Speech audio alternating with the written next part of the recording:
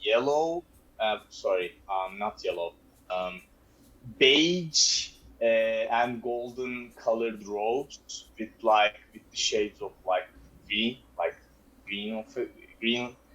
It's like not stripes, but like some parts are like green, and you can see his like big shell, and like in his shell like there's like a lot of like items hanging, like scrolls, like vials, notebooks, other stuff. And he's also holding he's also wearing an amulet. He's also wearing an amulet that has a logo of like a tree and a sun combined. And also he's holding a rod on his hand. And I'm gonna send the picture. Where was it?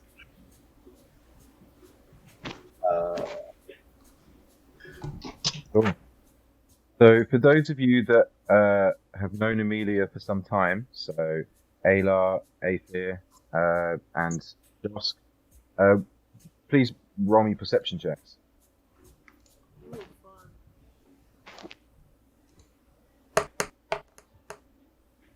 21.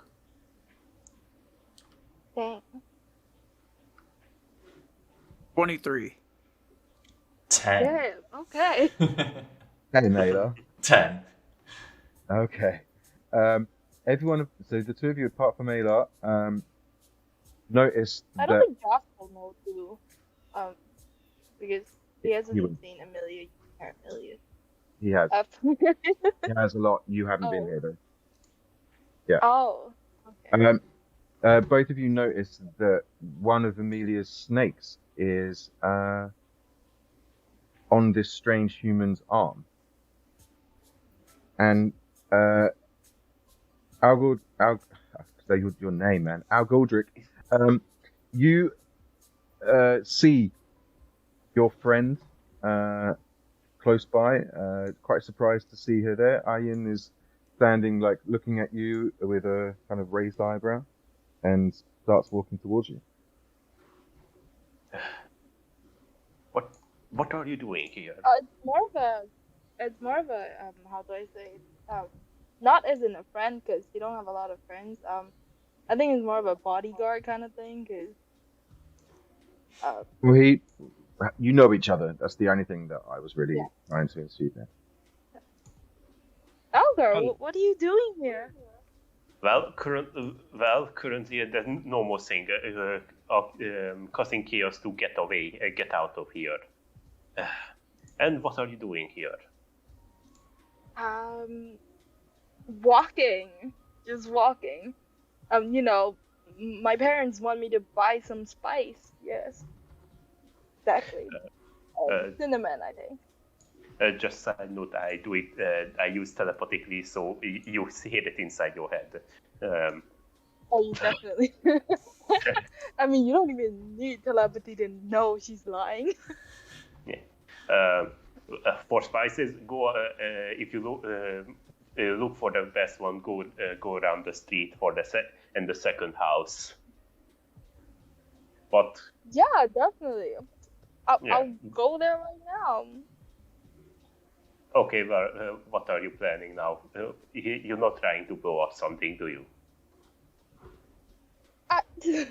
No. What? No. What do you mean?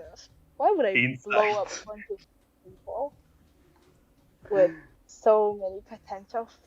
No. Why would I do that? I'll say that you definitely pick up on her lying. It's that you know her well enough to be like, she probably rarely tells the truth. I'm gonna be honest with you. I see you through as a glass. So, what actually are you here? And the snake kind of raises its head and like spits out its tongue towards Josk. and then towards Aether, and then Ayla, and then kind of slithers up onto your shoulder. Onto Okay, the. can I on your turn and see? Huh? Can I like turn and look at them? Is it- Yeah. Okay, Ayun's gonna turn and look at them, and immediately, like as soon as she saw Aether, she's gonna be like, "Oh, you guys!" and run towards you guys, run towards them. They're only like 5 feet away from you. You can just like Oh, hug them. I'm just gonna really walk past. Like I'm just gonna ignore whatever Algor's saying. Sorry, I just mispronounced your name. Yeah, just ignore. He not tell this telepathically, but in Taikin he say, yeah, just ignore me what I said. For context, Adrian Ayun's still gonna has his bow go. out. Was that Aether? Oh, sorry. He still has his bow out and like drawn from the end of last Yeah. session. He does, yeah. She only notices your cape. She's gonna go, oh, that cape, I saw you, and then like she actually like, I mean, she's actually focused on Aether, not anyone else. And like as soon as she like looked around and saw Aylar, she's gonna go rush towards him. Ex- And you killed that man. You're that dude. and you're that woman. Actually, I'm pretty sure you don't even know if it's like a woman or not. My manners. Ian Ryan daughter. Nice to meet you. Can I join you guys? Please let me join you guys. Wait, who is this person? I don't know who this person is. Okay, Why do you listen. have Amelia's snake? Oh, you guys also know this girl?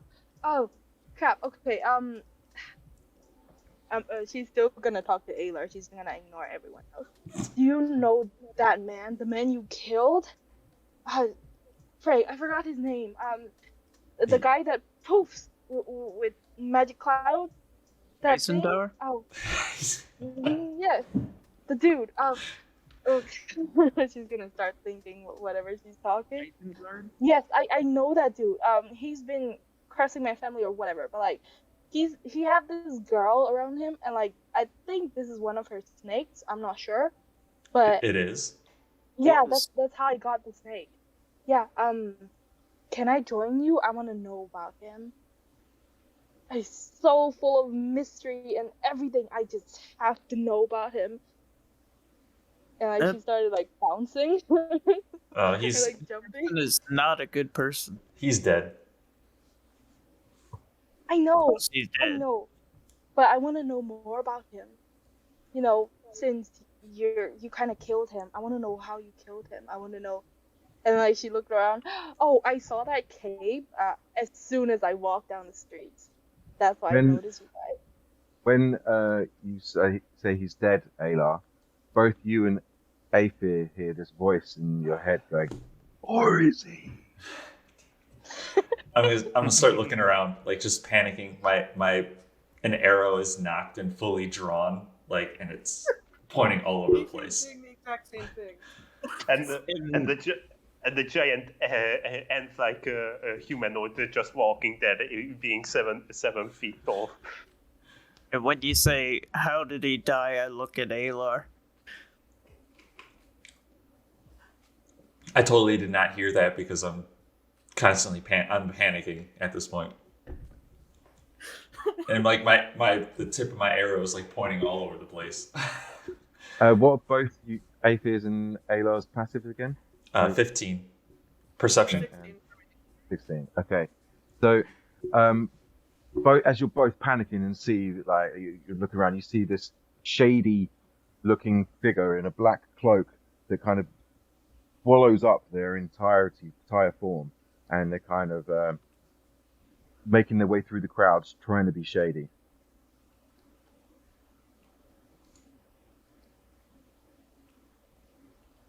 I walk to I'm them. gonna be focused on the balls. Say again, He's gonna Aphid. that bow. Oh, sorry.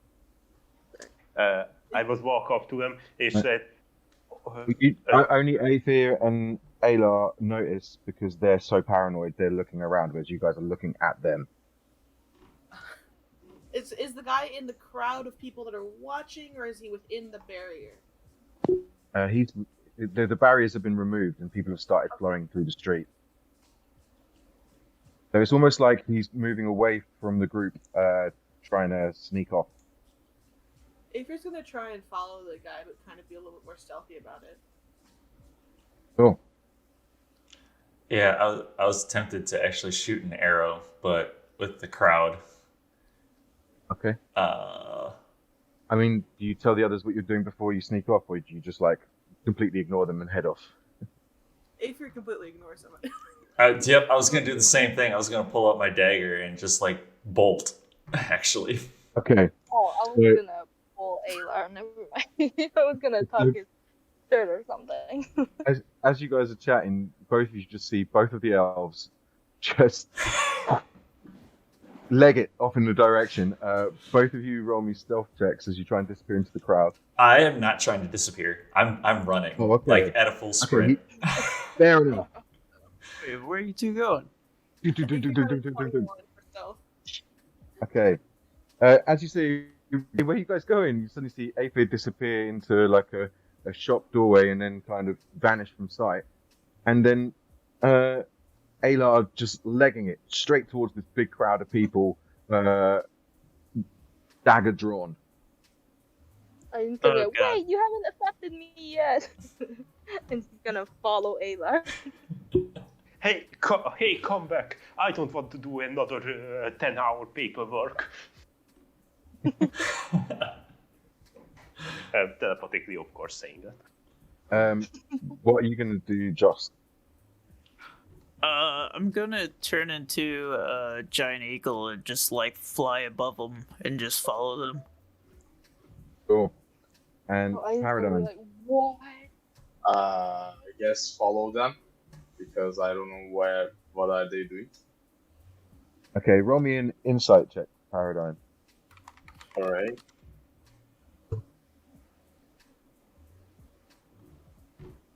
$21. Nice. You are certain. I mean, Aylar's been a bit like this since you've met him, but it seems to have intensified, and Aether is acting all out of sorts, like she's seeing enemies in every corner. He's seeing enemies on every corner. Well, who's closer to me? They're both legging it towards the enemy. Quotations. Okay.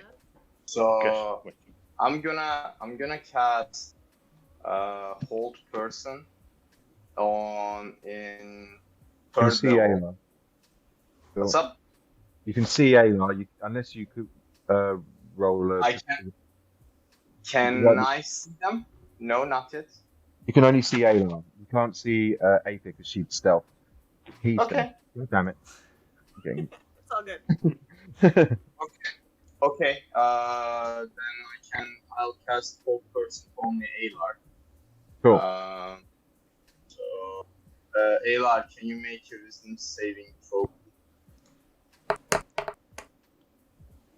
That's an 11.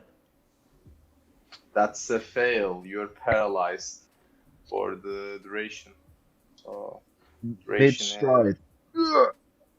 And those of you that are following him suddenly just see him freeze in place. Okay. What is going on? Why are you such in a rush? Paralyzed. I was gonna say. He just, Calm down. he Calm just down. grunts and dribbles slightly. Can I try to perceive Aether to follow? Okay. She's... So you what did you roll, Aether, again? 21. Okay, so because he's got cover, it will be a 26 or higher that you need to roll. Cool. Let's see what happens. Let's see. Damn. Oh, so close. 15 plus 7. 22. Shiz. Yeah, 22. Yep. You think you catch a glimpse of the cloak, but then it's gone. Damn. So, AP, you managed to go up into one of the buildings and run up the stairs and get onto the roof. You're then following along the rooftops, and you can see this figure all hunched over, hurriedly, like not running, but fast walking. He's now, well, they are now on by themselves, no longer within a crowd, and they must be about 7 or 8 feet tall, and it's almost like they're floating down the street, the way that there's no obvious steps being made. I'm just gonna keep following the guy. I'm not gonna engage him yet. Okay.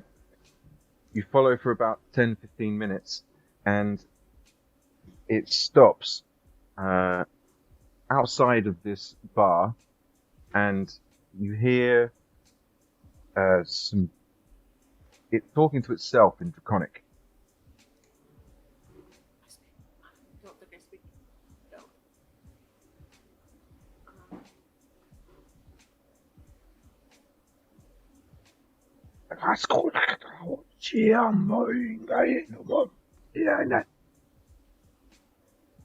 And then it opens the door, and kind of you now see that it starts to actually make steps rather than float. It's kind of a bit almost like it hasn't got much balance and kind of stumbling slightly as it walks in.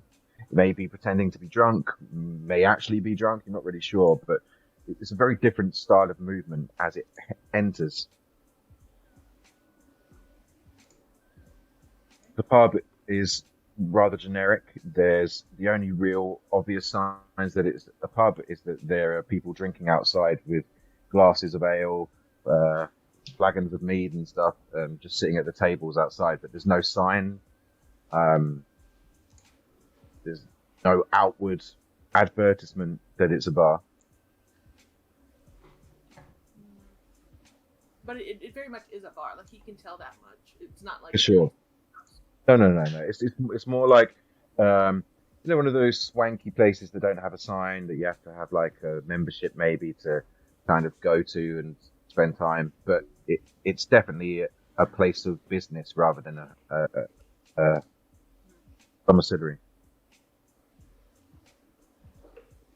Is there any way to get over to the rooftop of that building from where I'm at, since I'm currently on a rooftop? Without, Make me an athletics check. See if you can launch yourself. Oh my god. do this. Oh, so I'm still looking for it. What did you say? That is a That's a stick. tick. All right. You Alright. launch yourself, and as you jump and push off, the piece of guttering that you step on snaps, and you fall to the floor. I need you to roll me a strength saving throw to see if you can grab onto the roof before you fall 30 feet. I have a -1. That's an 8. Okay. Oh boy. This So is great. grab another piece of guttering that just goes, "Ah!" and then you fall to the floor and take 3d6 fall damage.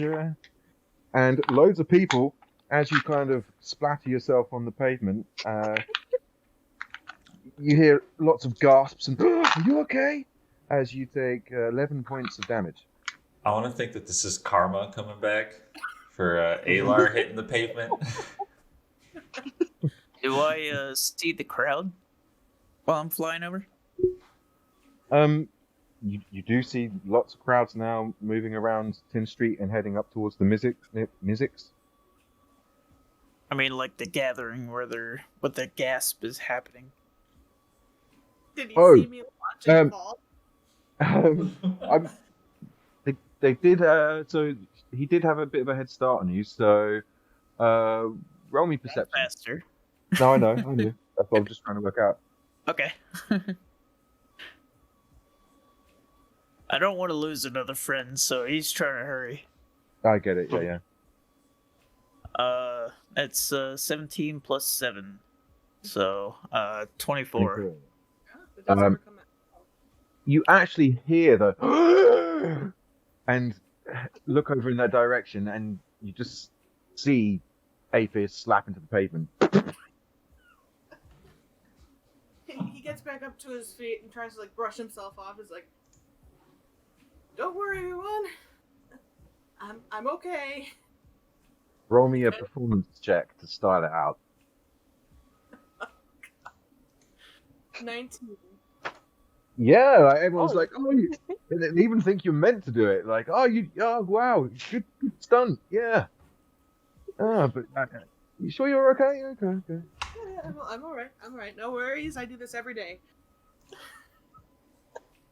They believe you. He tries To to be like fair, kind of get out of the crowd of people and try to, see if he can find a side entrance rather than walk in that front door of that building. Cool. At this point, Josk, you're maybe 50, 60 feet away and flying towards the prone form of Aphir, and you see him walking across the street into the unsigned bar. As you walk in, Aphir, you see there's about 7 or 8 people in here. There's a group of 4 dwarfs that are playing some sort of game. But at first, it looks like checkers, but it seems to have more complicated rules. It's not dragon chess, but it seems to be some kind of dwarven thing because they're getting very excited. Then there are 2 people just sitting in a corner talking, having a beer, 1 human, 1 half-elf.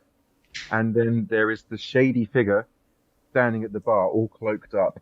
And you see that even when they've got their hands kind of at the bar, there is like the robe is actually covering their hands, and they're kind of scooping it up with the glass up with both hands and drinking what seems to be some sort of gin and tonic. Aphir's gonna find an empty booth or something, just take a seat over there for a few minutes, like he's just decompressing while he keeps an eye on the sky. Cool. Josk. I'll fly down unanimal form, and then I'll walk in as well. Take a look around. See the same things. You don't see a barman. Neither of you see the barman at the moment. He's clearly in the cellar or out back, grabbing food for people or something. But you see the same people, and you see Aphir sitting in the corner. Oh, I also put my cloak up. My cloak is Steve, so I just look like a regular, normal, boring person named Steve. Cool. I would say that Aphir recognizes Steve. Okay. So, why did you run? Not tell us.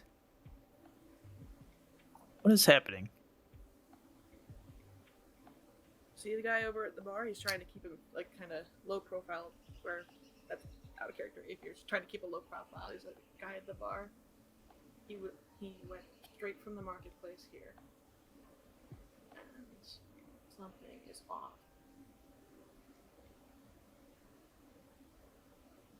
I see. He is sending all of my instincts into fight or flight mode right now. I'm here to help if you need it. Yeah. Don't Also, worry. nice fall.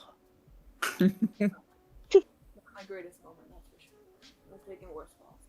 I slide a potion of healing greater if you need it. We'll need it more later. We won't get it, that's for sure.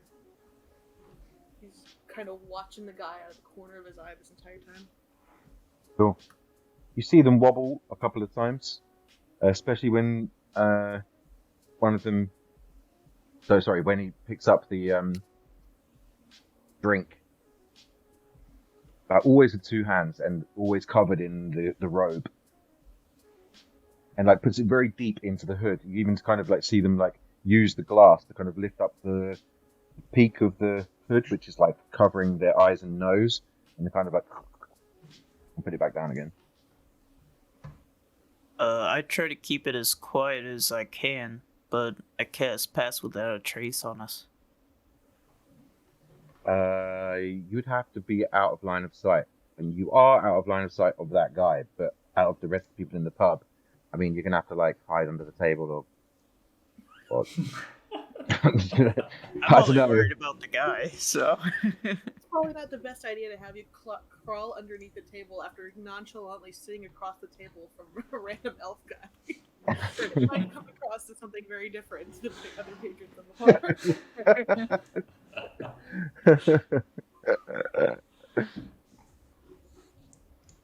bar. I would say that hold the spell. It's Okay. like if you need it to escape, then by all means. But yeah. And let's cut to Alar and the gang. So all of you are surrounded by Alar with Paradigm asking him questions as Alar dribbles and makes exactly those noises. Yes. Just like, just hold him.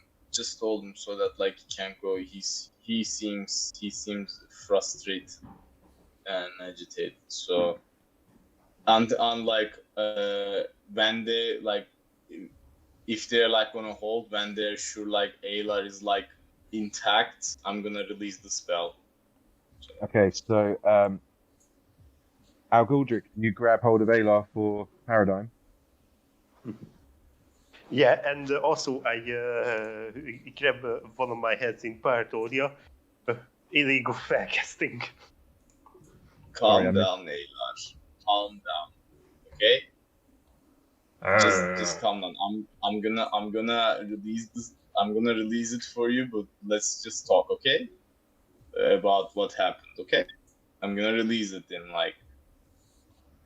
Are you holding? Holding well? I am currently holding Alar and grabbing yourself. Okay. Yeah. Oh wait, I thought we're all frozen. No. Wait. No, just me. Oh. Mid stride. Aiden's gonna be looking around Alar. Okay, Ayla. Deep breaths. Deep breaths. Inhale. Exhale. Okay?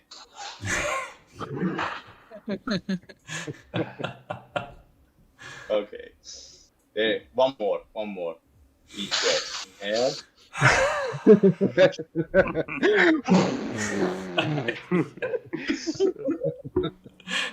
Okay, I'm going to release it. 3, 2, 1, and I stop the spell. Okay, so Alar, the first question is, do you stay calm and talk, or do you try and escape?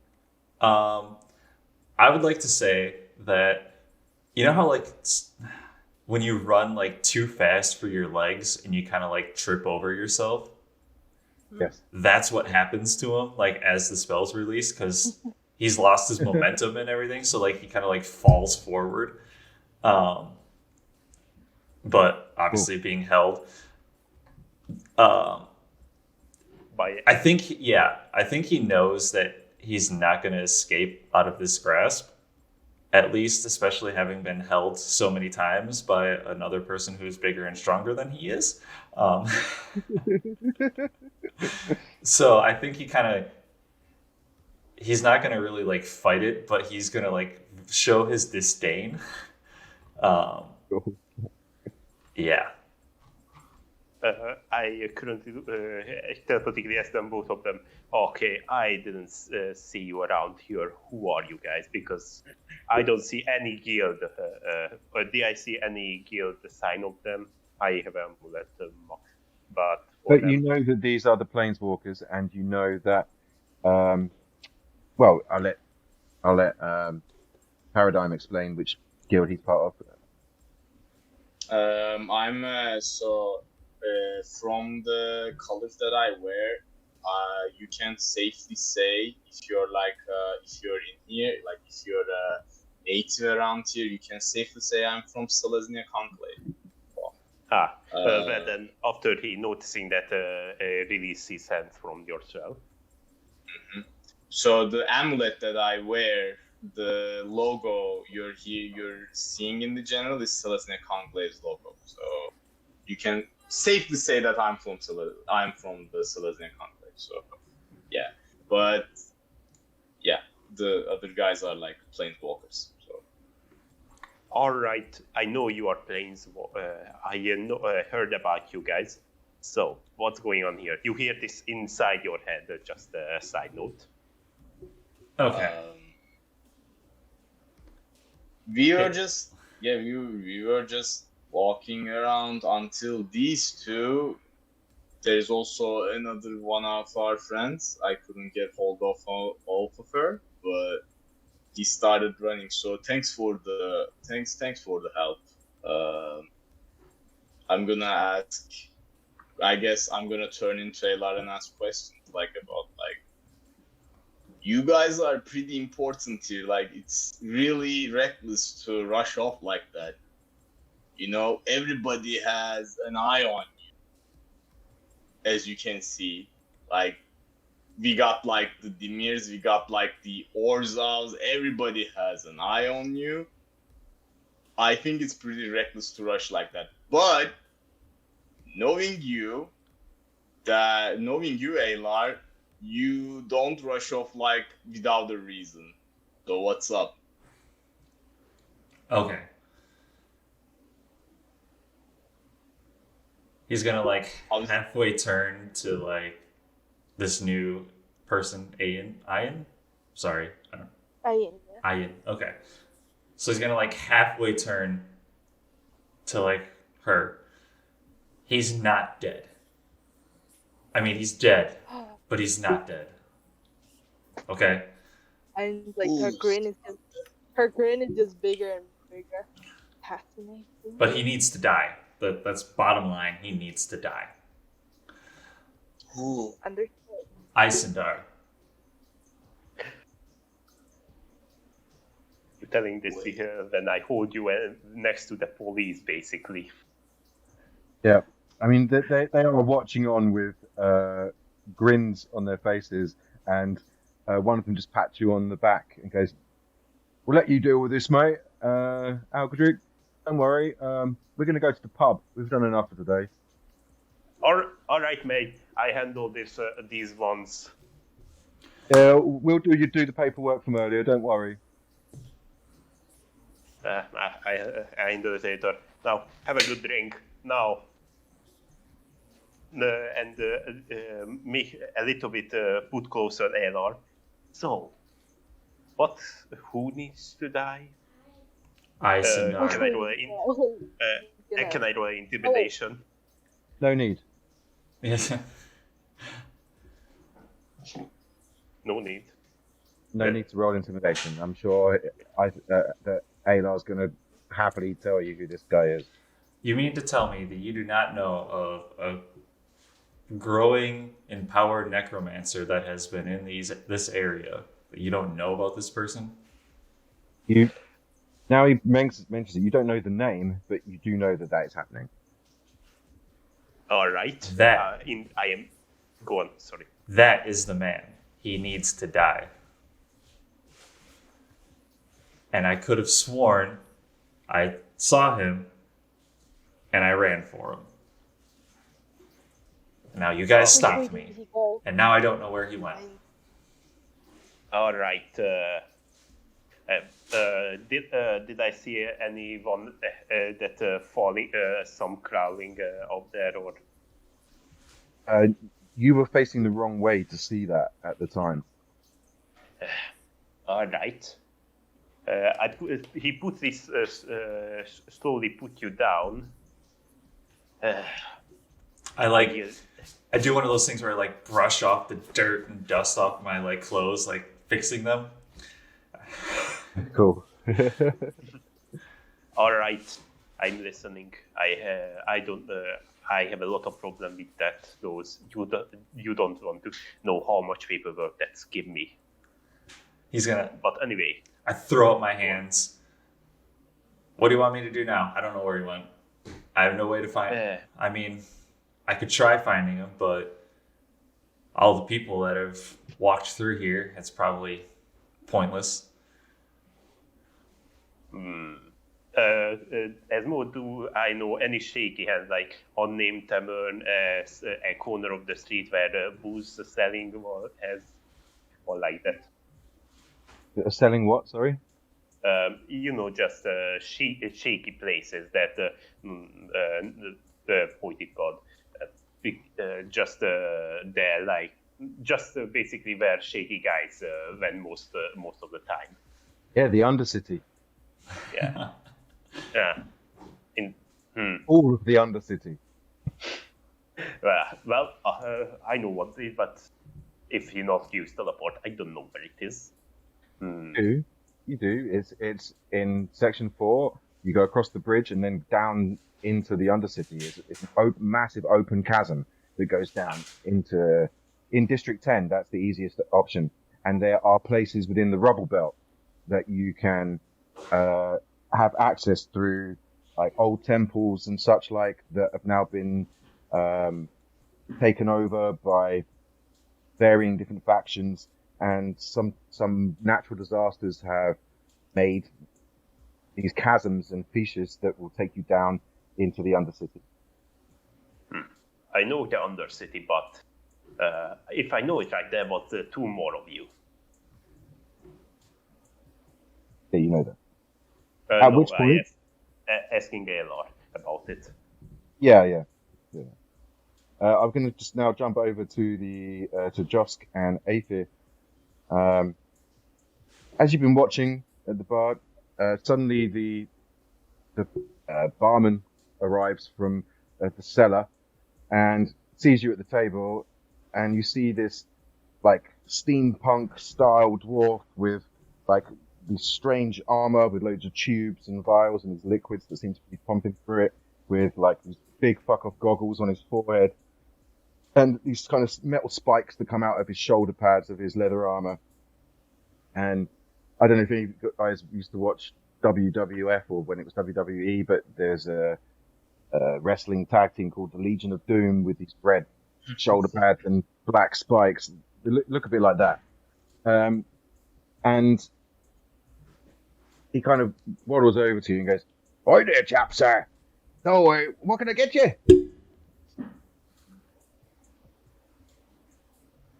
I'll take a glass of the best ale you got. Not a problem, that'll be dwarven. How do you use that? Thank you. Okay, no problem. And he goes back, starts pouring this like a very frothy, kind of thick black ale. And as he brings it over, goes, "Yeah, we'll not drink too many of them. You'll be seeing lots of weird shit. So, enjoy. So, 2 copper. Alright. Baker pays for both of them. And you then hear this ding-a-ling-ling-ling-ling-ling-ling. And he goes, "Oh, food!" And goes out back and then brings out this plate of cheese and fruit and places it in front of the shady character. They then point to a table that's about 10, 15 feet from you, but it's in a little alcove. So they the dwarf takes the food over, then you see them wobbling, this strange, very tall creature, wobbling somewhat, and then sitting down in the booth, and you hear sounds of eating.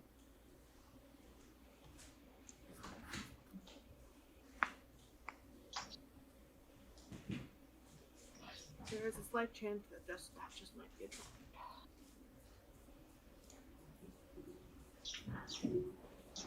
Trying to say, it might be him. Supposedly, if he's reforming, his joints might not be right. You didn't catch that goblin. You didn't kill it. Didn't kill it. Which means it's still out there. It can still be hurting people. That's true. Got 2 shots off on the guy. And watched him suck not only that young lady a future, but also another goblin. How many? There must have been hundreds of people in the square, and I just let him right in.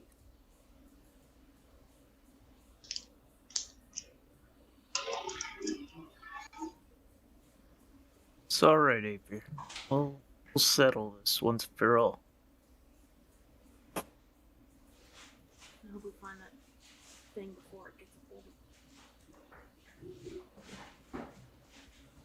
Between the necromancer, I assume we fought the other day, that thing.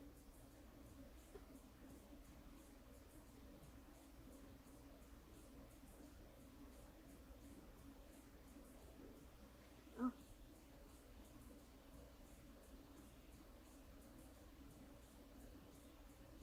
At this point, we just have to stay positive. Not much to be positive about at this point, my friend.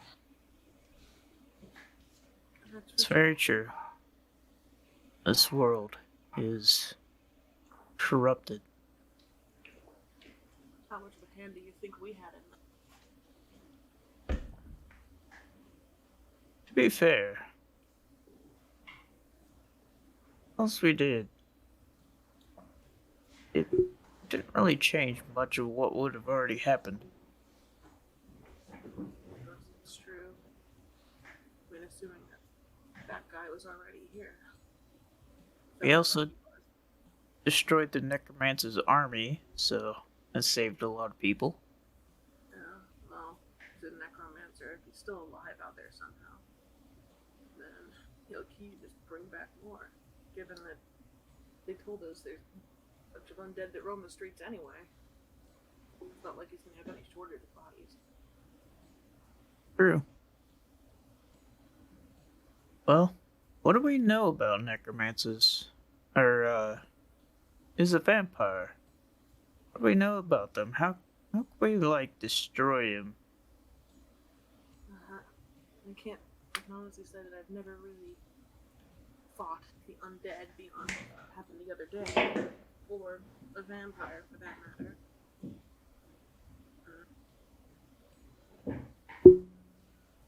They seem to not like being shot in the face very much. I don't think many people do.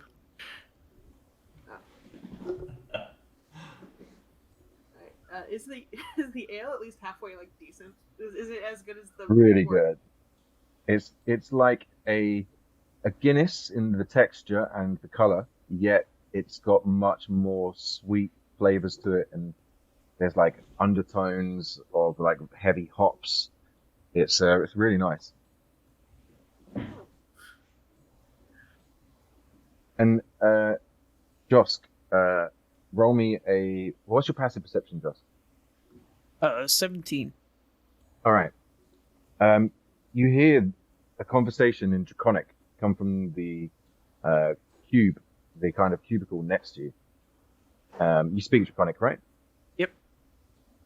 So you hear a voice go, "Give me some of the cheese, goddammit! Just because I'm at the bottom doesn't mean you can't give me the cheese! Oh, the horses! Oh, I was just doing the best bits! Exactly! I want some! Yeah, I will give cheese and apple!" I fucking do. Can I try to, sort of when you really want to, look over there, but you're, trying to not be noticed, you just kind of do, a quick little take and hopefully nobody noticed? Yeah, cool. Oh, amazing. Thank you, Paradigm, for putting the picture of Legion of Doom. Okay, so as you lean back in your chair and stretch and just kind of look over to the side, you see six hands that are kind of taking bits from the plate. 2 at the top, 2 in the middle, and 2 at the bottom. And they're kind of slapping each other's hands as one tries to get the best bits of cheese. And you see a little kobold nose poking out of the middle of the cloak.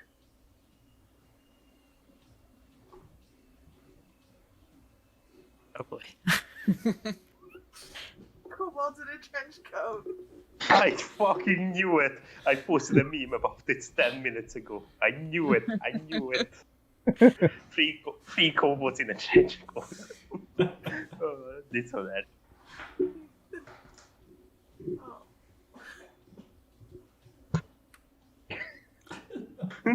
I hold my fingers up for the tavern keeper to come over. Oh, and yes, sir. Ask for some, oh yeah. What's a really fine cheese you have? Oh, we got the Cheshire Blue, which is off world from a colony of Gif, I believe. Sounds mighty fine. I'll take a plate of that, if you would. Very good. That's 5 silver. Right. I'll hand him over that. Cool. And he takes it, and then about 10 minutes later, he comes back with a platter of cheese, and he's added some apple and some apricots on the side.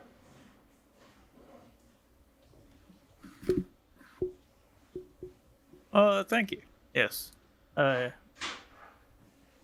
eat a little bit of it. Avery, you want some? I think I'm alright. Oh, this is mighty filling.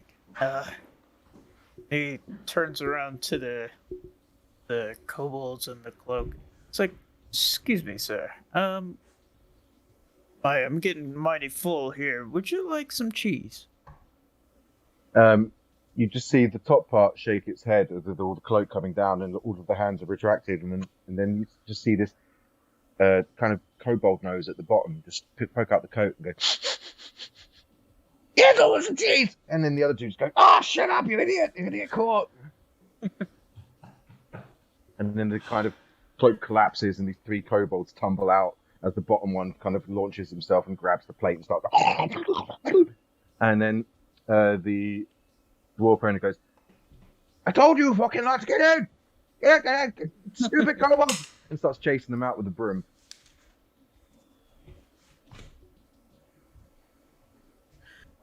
Sorry about that. They're barred. They've done some horrible stuff in here and caused a lot of mischief. Oh, it's quite all right. No harm, no foul. So, AP, you kind of see the cheese come, offers you a bit of cheese, and then Joss just gets up and goes to speak to the shady character, which sets you really on edge.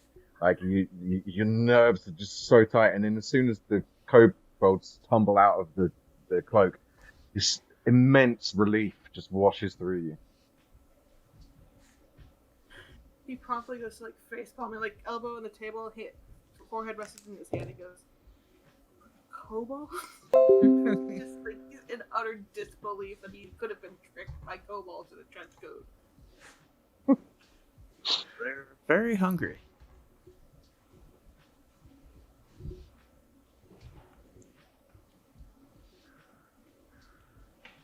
I'm now coming to the realization that I just ran off.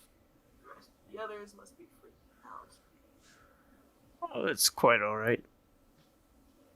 It's better to be safe than sorry. Should we head back now? Yeah, that's probably better. Aether, this kind of strange memory of Elderon and this wizard thought thing just washes through your brain. Like, you think, hold on a minute, was that real?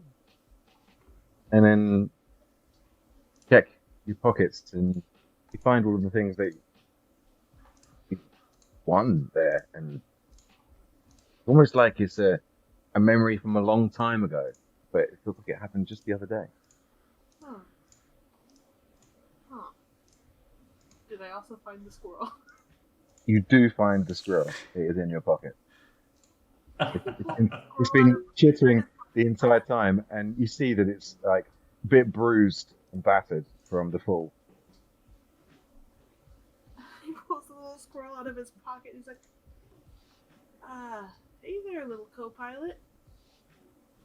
You have a squirrel. I do have a squirrel. Do you mind, patching him up? I think I landed on him. Oh, yeah. I just cast like a little first level cure wounds on him. Healing word, if you got it, would be enough. Cure wounds.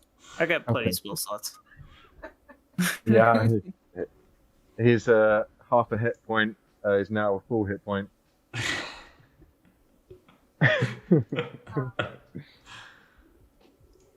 Was quite a tumble. Are you alright, Avery? I've been better, but I've also had worse falls, so I kind of. We should head back. Yeah, I'm sure they're worrying about us. Yeah. Next time, just give me a holler. I'll always join you in a fight. I'll try to. For sure. He puts the little squirrel on his shoulder. He lets him sit there, and yeah. I assume they both head out then. Meet up with the others. Yeah.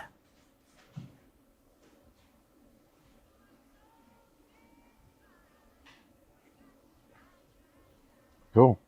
Do you guys come back to the others as they're just like, you hear Alar say, "Yeah, now I've lost him," and you just see him like, you both see Aether, all of you see Aether and Josk heading towards you.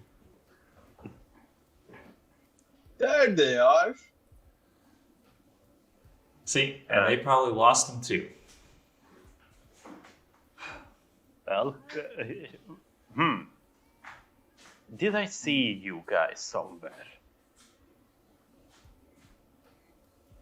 Yeah, I assume so. He looks at Alar. He goes, "Kobolds in a trench coat." Wait, you fall to a kobold in a trench coat. I not hear this in the last 5 years. You don't know this guy. You don't know. You probably still got away. I was on that particular guy the entire time,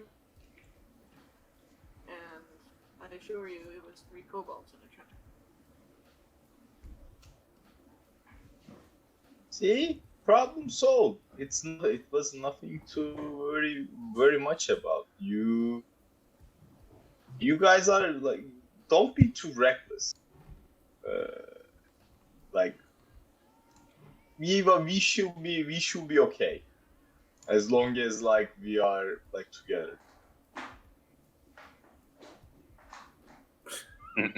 So, I mean, I'm a part of you guys now?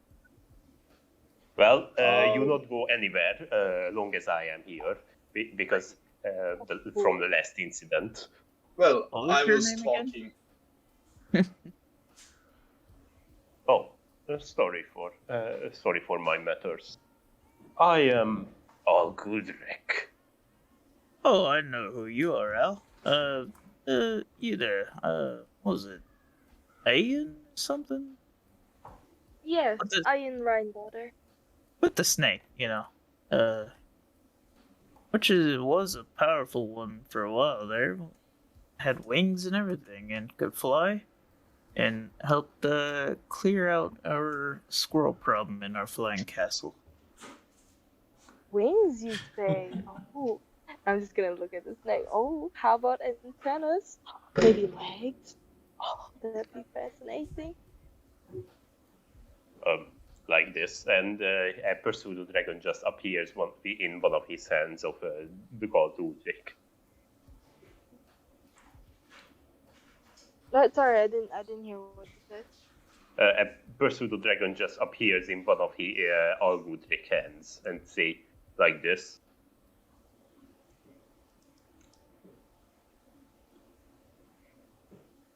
Speaking of which, More of that snake, but yeah. But why do you have Amelia's snake? Where is she?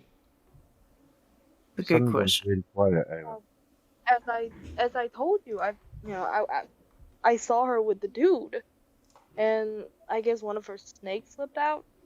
I don't know. It was just at my window, so I grabbed it. I Just realized assumed it belonged to her because it's a white snake. Alar. Say again, Ava couldn't hear you. Sorry, I just realized that Aether never really clearly explained to Alar what happened to Ameliar. Ah, He was like panicked, freaking out, explaining. yeah. As soon as Alar says what happened to her, where is she? He goes, Aether's face just drops. And he goes, she's gone. Well, Gone? clearly she's not here. Yeah. You know that thing? Yeah, that she was well alive when I met her. You know the thing that I was bringing you guys to help me with? The goblin guy? The goblinoid creature? Yeah. It opened a portal underneath her and it sucked her through. Or rather, it tore a hole in the ground. So she could still be alive somewhere? It's possible. I don't know her well enough to know what her capabilities are. It's also very possible she fell to her death. It's possible. Is she a human? I think so. Yeah, I believe so. Paco looked pretty human, so I honestly can't say 100% with certainty. Well, usually by the squishy nature of a human, she's probably dead, or we should assume that she's already dead.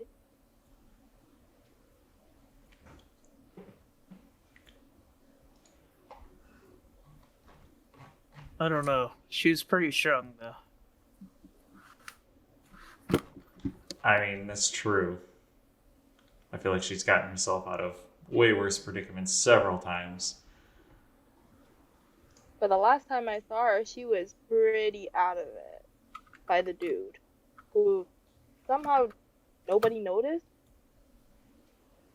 But yeah, I mean, she's pretty tiny. I guess she could still survive the fall somehow. I mean, as far as I know, she's already died twice. I mean, what's the third time? She's what? Oh yeah, she died twice already, so she made it through those. A human that died twice and still lives? She lived with two other souls at one experiment on her? point. Yeah, yep. He's very powerful. I can't wait to be her to be my test. Oh, test subject. Imagine how she would look. I was gonna With a slowly new pair take a of couple legs, steps probably? back. Yep. Same. Yeah. Oh, you mentioned her snakes have wings. Maybe she would like wings. That would be amazing, though. She's gonna be lost in thoughts with just possibilities. Well, Alar's gonna move over to Josk and Aether and be like, we should really find out how to get home sooner rather than later. This place is just getting weirder and weirder by the minute. yeah. Dusk is like, well, maybe I should go to bed now. Wait, no, please take me with you. Oh wait, did she hear you guys? Or you guys said it? Really, you guys whispered. By the way, it's like midday. It's better to go to bed earlier than later, you know? Stop, planeswalkers. I have a question. Where are you from? Not this. Well, technically, this plane. Yeah, we're from this plane, just another planet. Okay, and which planet? It's called Elderon. Which one? I don't know which one of you the closest, but my character just walks in, grab in between the shoulders. I have an interesting offer for you. I don't know which one is the closest. Josk. Oh, Josk. I was hiding behind me, so. Josk, you are 7 feet. Yes. Oh, well then I a little bit, how can I say it, pop out my chest when it looks a little bit taller and say, you are from Elderon. I have an interesting deal for you. I had you whatever you are working on, and you bring me to that place. Yeah, I think That is really threatening. You not hear it, just a joke. No, I'm here. he's there. I'm here. Yeah. I speak telepathically. Oh yeah. But I'm going to say, Wait, like, hold on. Do we know about Elderon? it's to the group. But Paradigm, what were you going to say? I said that's a threatening statement. I was like, Okay, what is he okay. doing? I'm like pretty agitated, like pretty threatened. Like I'm like starting like if anything like breaks up, I'm gonna start my like spells like what's going like I'm like pretty like trigger happy. Okay. I must say. Cool. Like, At this point, your rucksack starts shaking, Algaldric. Oh, he Eddie joke. And just moves the shack front of him, not in the back, and opens it. As he kind of moves his rucksack and opens it up, was there something you wanted to say, Joss, in response to what he said? I was gonna say, tell him about the cube. We used the cube to get here. That is how we need to get back, or a skyship. Skyship? Yeah, one that Wait, can I do sails some, amongst the stars.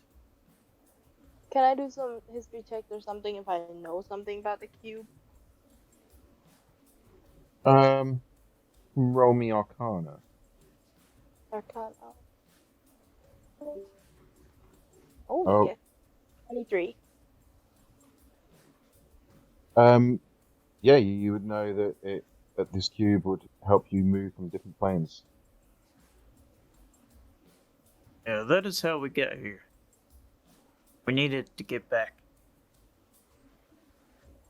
Wait, did this like wait, which planet are we on again? I forgot. Ravnica. Nika.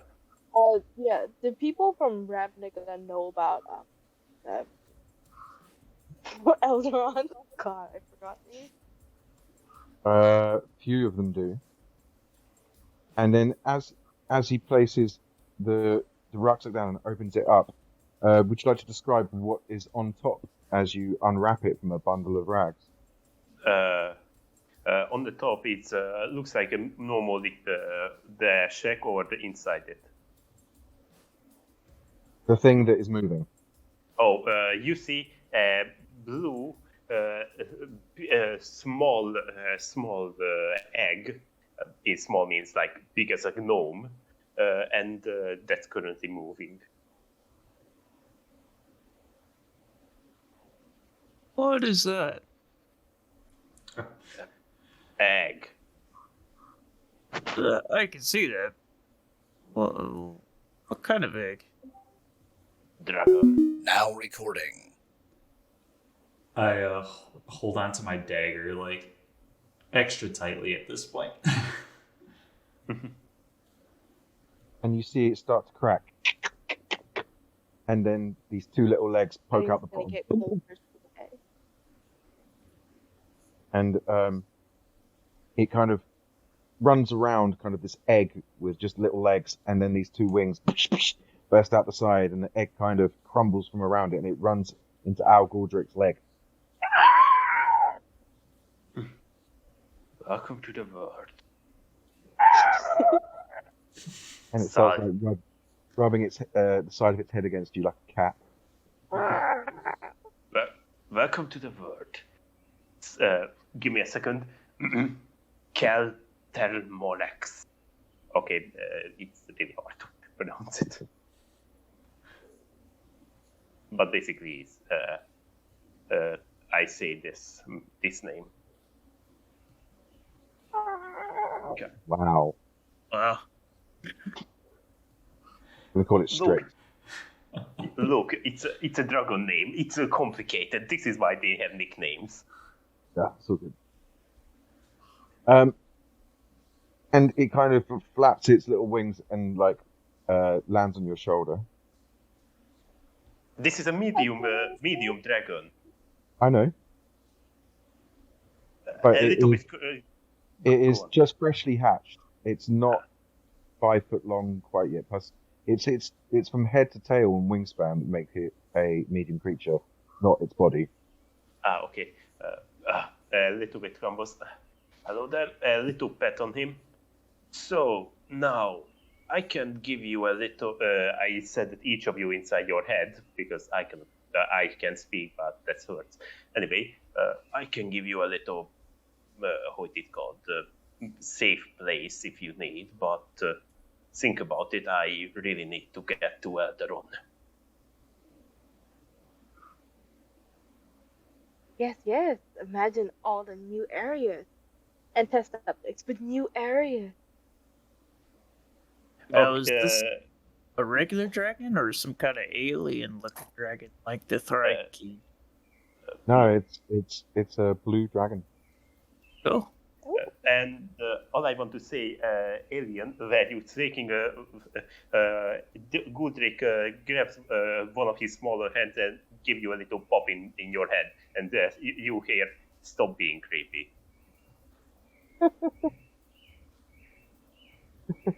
Oh, can I take out my familiar and like let it play with the dragon or something? Yeah. What color do you want your pseudo dragon to be? Options. Is there any?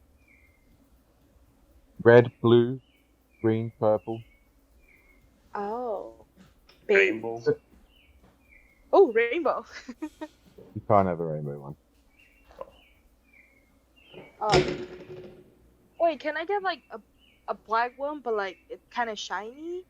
You know, like when you shine light to it, it has some like rainbow hues on it. That's pretty cool. What do you mean, like a petrol in the sun? Yeah, something like that. Like Okay. obsidian glass or something. Yeah, nice. Perfect. Yeah. I'm Suddenly, just gonna take out my dragon. you see this little pseudo dragon, like, and start flying around the blue dragon. Start My flying question. up above you. Dear God. Okay, now, so I'm not gonna leave you guys because I need to get there. So, where do you want to go? I mean, I want to find a way back home.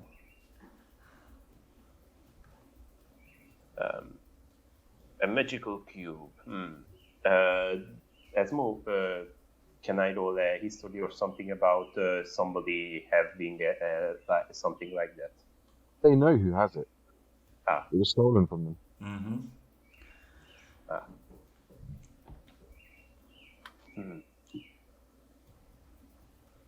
It was in Josk's beard, and his beard was stolen. Wait, Ian's gonna turn to Ayla, but if you wanna go home, you're not gonna kill that dude?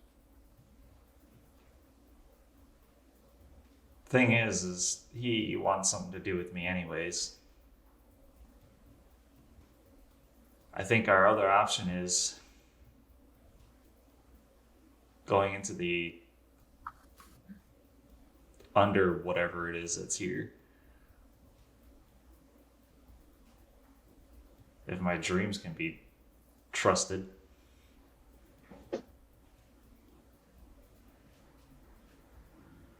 You mean where the skeletons are? Yeah. been wanting to go there since we got here.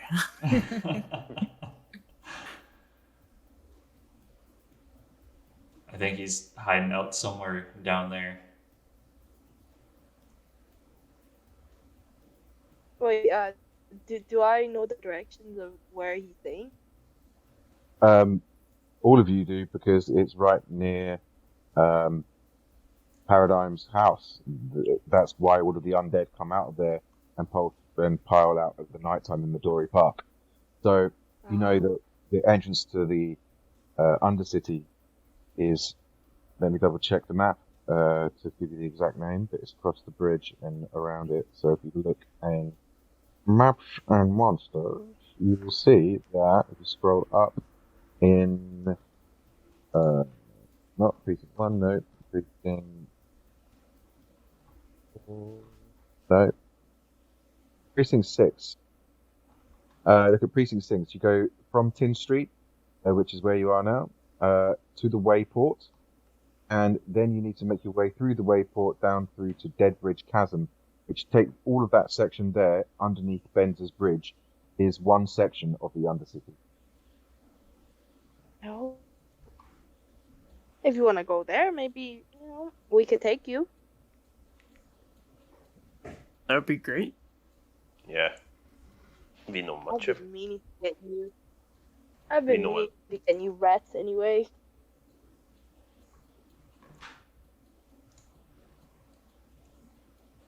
You're currently in Precinct 4.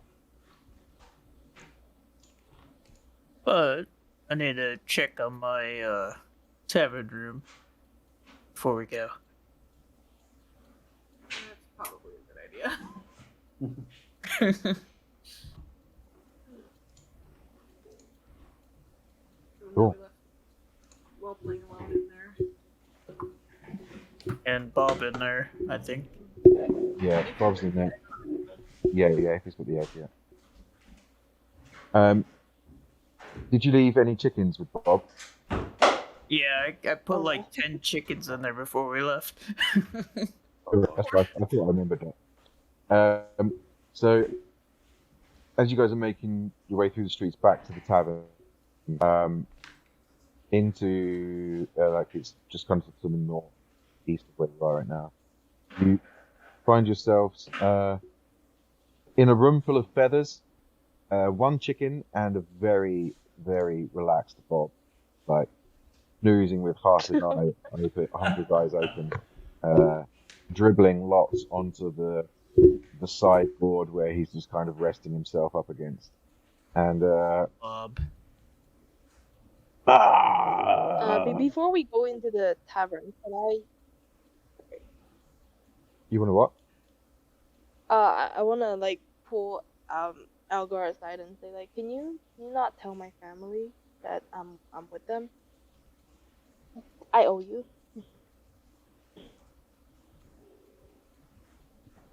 While they're talking, Aether's gonna go over to Paradigm and say, "Are they with any of the, the guilds that you warned us about?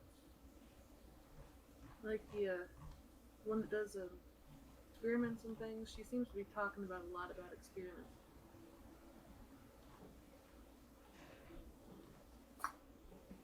I think he might have stepped away. You back, Paradigm? No. That's fine. But Later. I can respond for you. So there is a very You could just ask Elliot right away. yes, but I'm going to say that so with you would know that your family is part of the Simic Combine, but you are not wearing any of their colours. So it's not obvious that you would be part of it. I mean, you know that your parents are, but you would definitely know already that Algaldric is part of the Azorius. Azorius. Yes, I was trying to remember which one.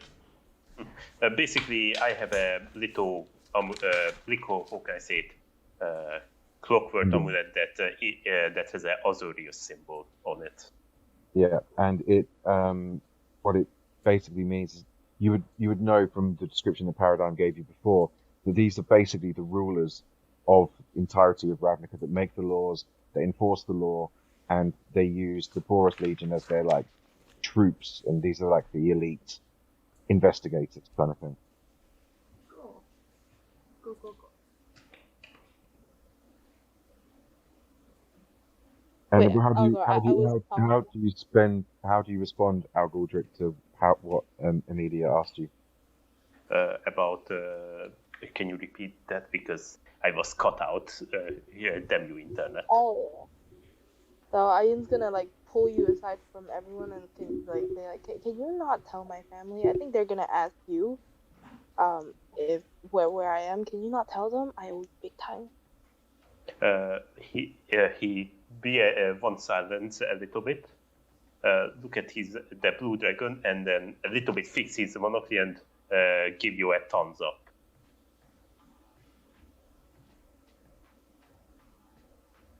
Thanks. Back in the inn, with feathers everywhere. Sorry, man. Yeah. I am an insect, but I am still allergic to feathers. I go and check on the egg, make sure it's all right. I think Which Aether egg? has it in his possession. Oh, you still have it? Okay. Yeah. I thought it was still in the room. No, he No. took it with him because he knew they'd be gone for a while. Okay. I also want to take my monthly magical item, the Beard of Holding, and put it on Bob. Okay, Bob was already wearing it. Oh, he was? Yeah. Okay. Question about the Beard of Holding. Is it just like one of those prop beards that you just stick on your face? Or is Yes. it like, okay, I can understand if it was like something that it would just grow like on your face, or maybe It looks like a dwarven beard, and it's like one of those ones that's got like hooks on the ears. And as soon as you put it onto your face, it kind of looks more realistic than it did before, but it's still just a clip-on beard.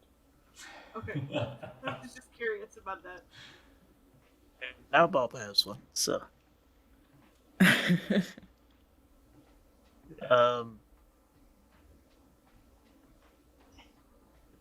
Alar's gonna go and check out our dragon friend that's in the room too.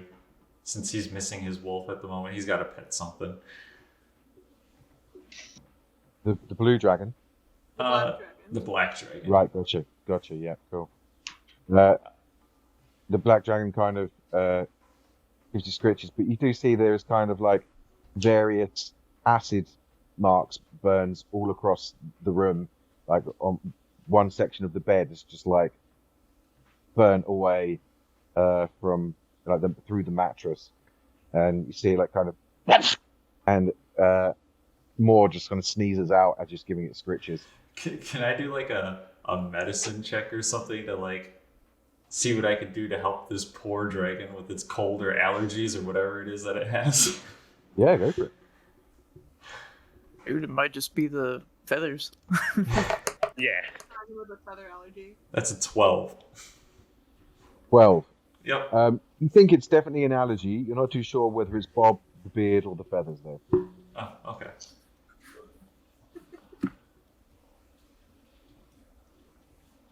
Poor dragon. You can tell it's a little bored, but as soon as it sees the blue dragon and the pseudo dragon, they all just start flying around each other and like causing a bit of chaos in the room. But none of them dangerously so. Just kind of like flying around and swooping around all of you guys. My pseudo dragon joins them, so there is now 4 dragons in the room. Okay. Oh man, I don't think we're gonna get our deposit back on this room. Oh. Absolutely not. He asked telepathic jokes, what is this place and why there is so many feathers everywhere? Well, see, Bob likes chicken, and this is Bob here, the spectator. Do you want a less feathery place to be in, or to sleep or something? Well, I mean, we're paying for the room, so. Yeah. Well, are you okay, well, you said it. Yeah. I think that's as good a place as any to have a quick 10-minute break. So if we come back at 10:02, if it's longer, no worries, just let me know. And yeah, all good. There will be a section of maybe about 2 or 3 minutes, Alar, of when Craig fucked up on the recording, but I just thought I'd let you know. That's okay. I kind of like started my kind of recording just to kind of like test it out. So I caught the stuff that it cut out, so I can finagle that into it somehow. Nice.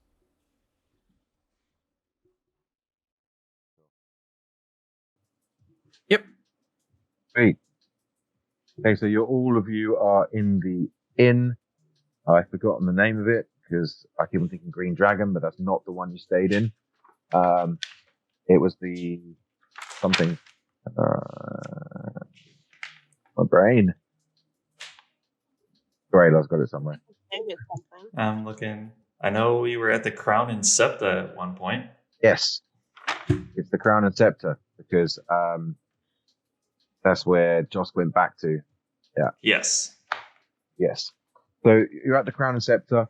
Downstairs is pretty dead. Like, by now the morning and nighttime trade are generally like breakfast and dinner time are its busiest.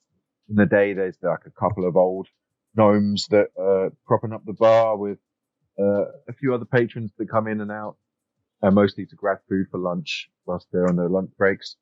And upstairs, you are all crowded into a reasonably large room with a couple of beds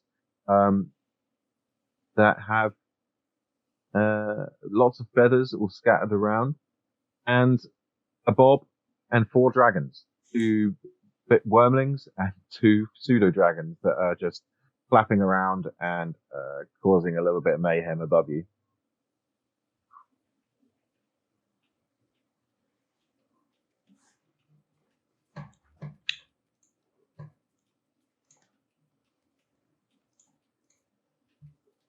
Well, So, So, what is the plan? this is the summoner's room.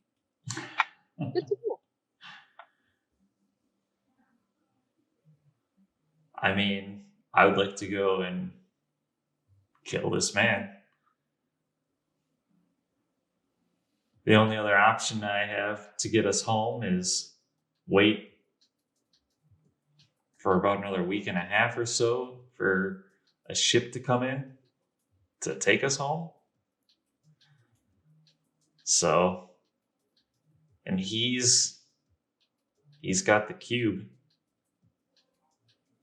So there is a possibility. I thought you guys wanted to go to the under. That's what he's talking about. Yeah. Call it, or is it Yeah.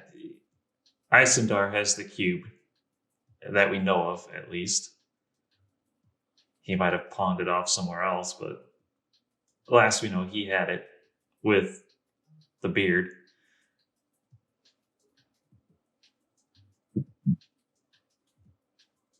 So it's get that cube to hopefully get us back, or wait to go on a ship. So logically, the only option we have is to go kill this man,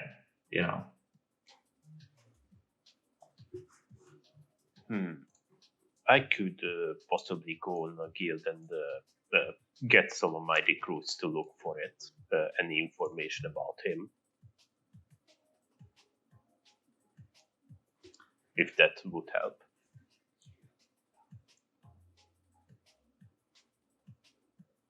While y'all are talking, Josk is sleeping on his half-burnt away bed. I'm going to see. You can take a short rest. You can't have a long rest. Too early in the day. having a siesta. I mean,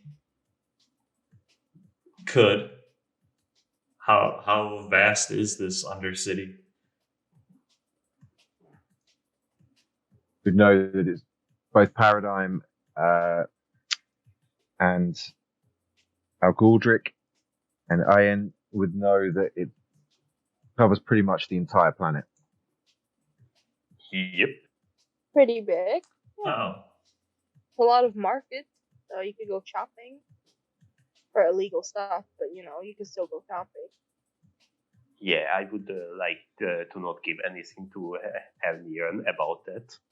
Also, Ian, you would know that one of your family's guild halls is in the Undercity, and it's where they make lots of experiments on different peoples and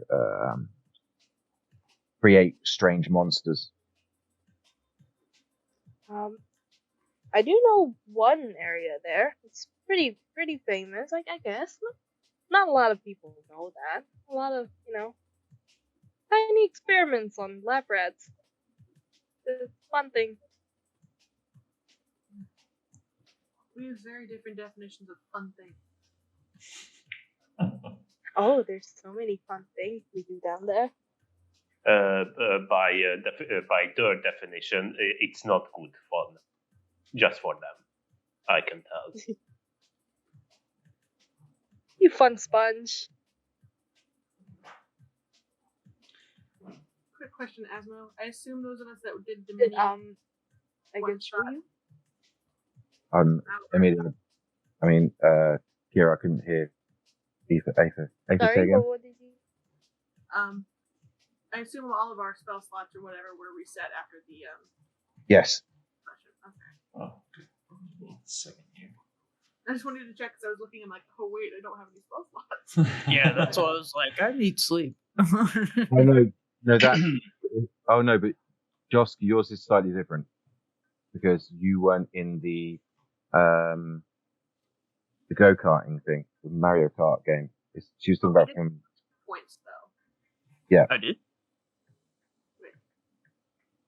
So we didn't heal hit points, but any spell slots we used are fine. Yes. Cool. Exactly it. Thank you. Oh, because you guys did that, it healed everything. There you go. And then you hear this knock on the door. Tush, tush, tush, tush. I go open it. Go away, sleeping. Sorry, background noise. As you open the door, you see a rather bedraggled looking halfling, like sitting there, kind of in the verge of obese, kind of. I'd like to say there's been lots of noise coming from your room, and there's been some complaints. I don't think anyone was here, but please keep it. Jesus Christ, what have you done to the place? Go away, sleeping. No, what? There's not 10 people in here, and there's dragons flying around everywhere. Ah! I need some more money. I read down and I say, we will handle this later. I'll fix it when I wake up.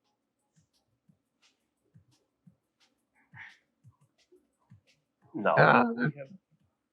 Okay, but it better look like it did when you rented the place. Dearie me. He kind of like waddles angrily away.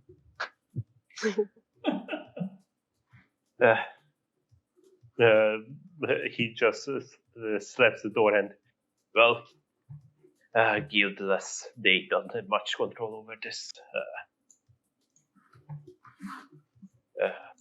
So, out of the character question, so he's currently taking a rest or what's happening?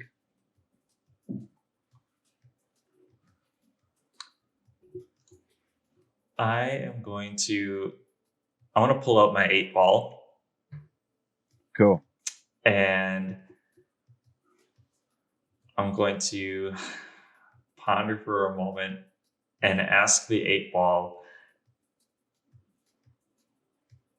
should we go to the Undercity after Josk wakes up? I'm Okay. gonna shake it. Cool. So insight check, I think.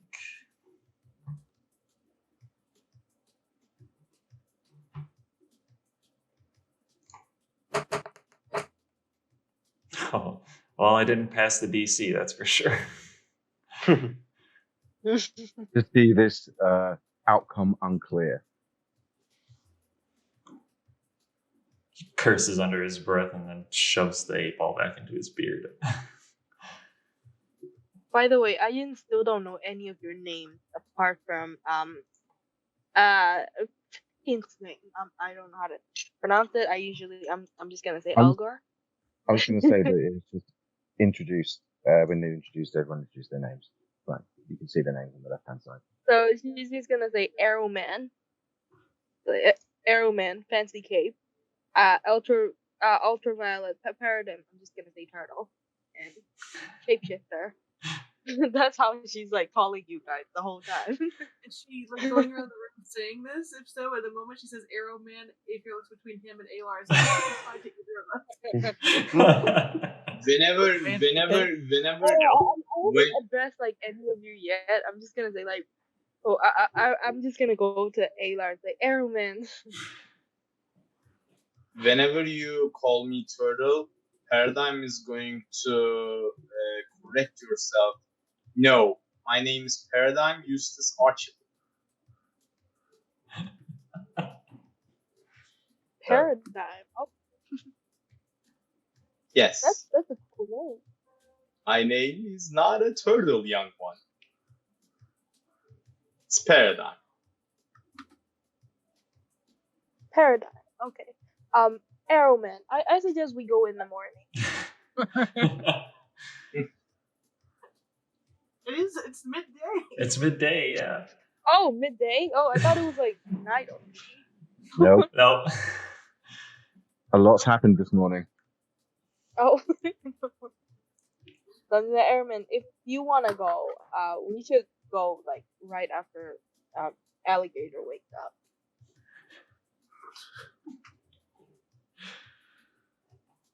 Yeah, I thought for sure that my my magic sphere thing here would tell me if it was safe to go or not, but no, it's useless. Ooh. You want me to try something on it? Maybe I should stack it to life again? No, To give a different answer. that's okay. Oh, cool. It's gonna like eye her up and down, like, what is wrong with this place? Did you say it out loud? No. It's just like the look on his face is just like questioning everything that is going on in his life right now. By the way, this thing, like Ayin is like very open about her background or anything. Or like if you don't want to ask her, Algar probably knows about her too, but like not to the amount I know.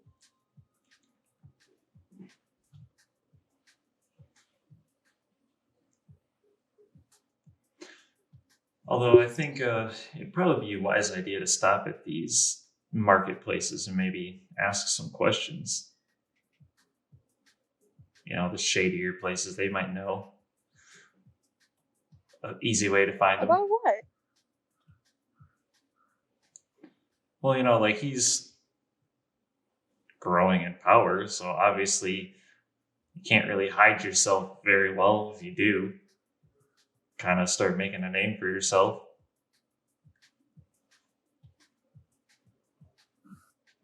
Wait, are you talking about him or like Ayin? I'm kind of confused. Talking about like us, yeah, like to help find Isendar, to ask around at these underground markets.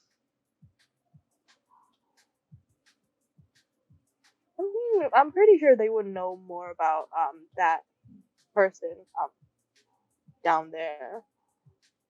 He's pretty popular there, you know. I don't know, unless anybody else has any other ideas. I mean, at least that's a start.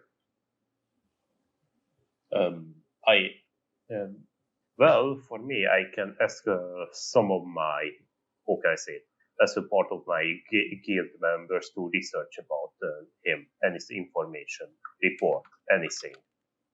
Yeah, they could probably do that at the same time. I mean, more info is better than none. Yeah. Well, I can also talk. I don't know much about this Isengard guy, but I can also contact my guild members to know, like, to learn about him, and also his whereabouts. More the merrier. That's what I say. Just roll me history checks. Just to speed that process up and see if your guild, any of the guild members that you reach out to actually know anything. History. 24. 24. Nice. My D&D Beyond 3. So let's see. Oh, that's your 20 at 21. Okay, both of you. So we'll start with Paradigm. Paradigm, this Isendar fellow stands against everything that the Conclave stand for. Like, where you see beauty in life, he destroys it and corrupts it into undeath and unlife. And within the Undercity, he has risen within the ranks and is close to becoming, if not the most influential member of the Galgori Swarm. Or he's like, he's essentially wants to become the new leader. And there is some contention between the two different factions that predominantly run the Undercity. And there is there's lots of rumors of new experimentation that is not being done by the Simic Combine. And it is mostly strange mixtures of undead creatures and shades and shadows that have been attacking residents more and more so. And even parts of the Conclave's area in District 3, if I remember correctly, Precinct 3, one of the precincts where the headquarters is, there's even been plants and trees that have been dying and corrupted with blight, which is unheard of. Okay. As for Alguldrick, you know there has been attacks in District 10 for the last year or so, gradually getting worse and worse in all precincts. There is corruption occurring wherever there is entrances close to the Undercity, close to the surface. And more undead have been swarming, especially in precincts 4 and 6 in recent days. It's always been in precinct 6 and a little bit in precinct 4, but it's getting worse and worse as the weeks and months go by.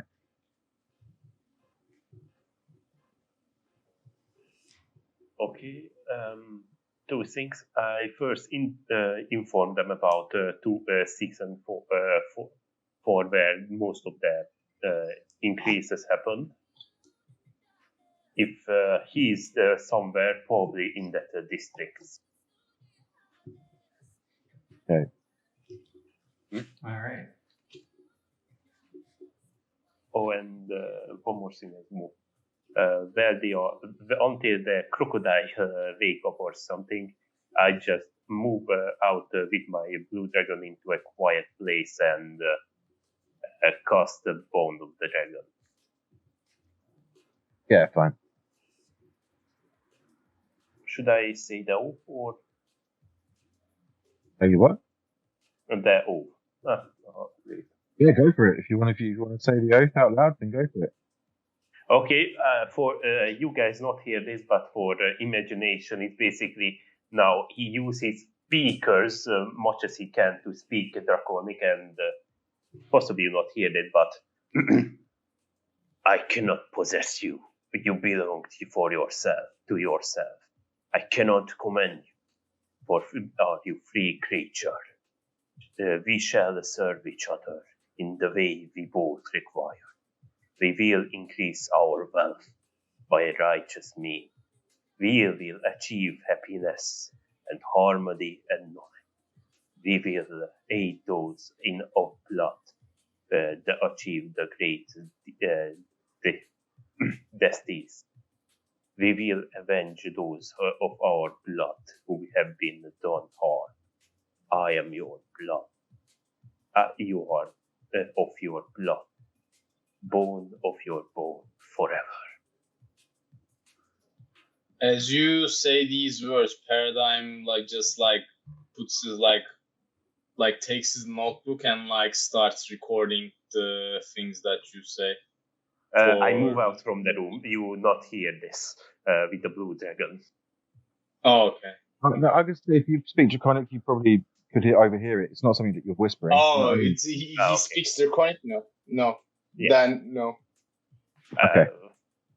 I thought you were speaking in common. That's why. I see. No, it have to be saying in Draconic or it's not work, basically. Okay. Dusk is listening to all of this. With his eyes closed, pretending to sleep. Yep. Oh, you sneaky lizard.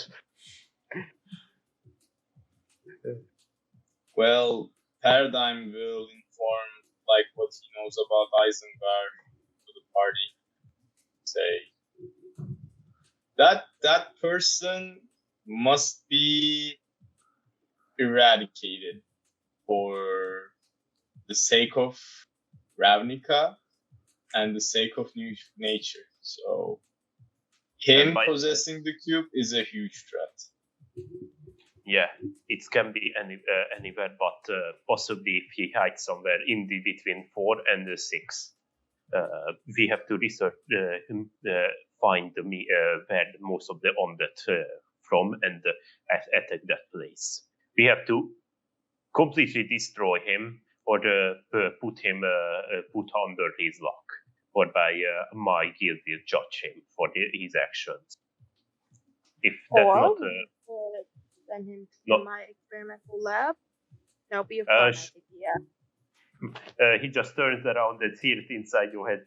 Shut up, Ian. We have no more experiments. The last one tried to eat me. Oh, boo! I can promise he's gonna hate every last second of it. That's my promise. Come on. No, he needs to just die. Yeah. If he's not willingly give himself up, we're gonna kill him. I not question that. Alar has daggers for eyes, and he's as he's with that glare, he's preparing his holy arrows that he had prepared a while. He's just organizing them in his quiver, making sure that they're readily available, and he's maybe tightening a couple strings and just yeah, he's ready to kill him. Wow. Whoa. Train. Firefighters. Sounds like. Sorry.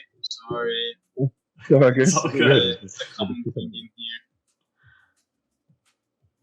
And so if I get it straight, you guys are gonna head over to precinct 6 and head before we down. do that, can we do introductions?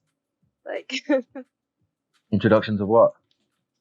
Yeah, I still don't know any of the names apart from Paradigm. I said that you did that when you met each other in the market.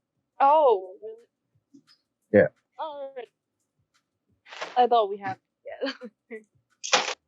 Yeah, I'd possibly do that the same because should I am not rude. No.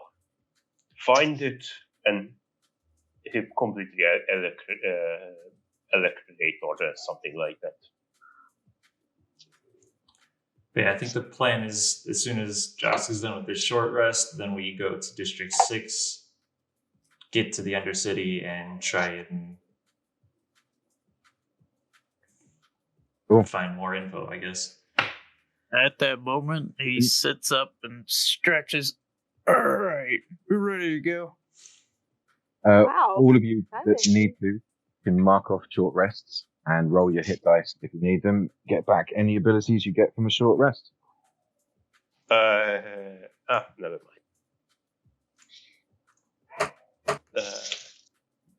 When we leave this place, we my blue dragons and my pseudo dragon leaves too. Yeah. With me.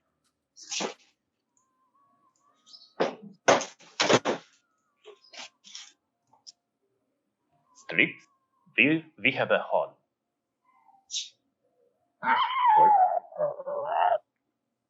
Telepathically, of course. So, what if he just not rolling? I possibly understand this. You just get the feeling of contentment being with you.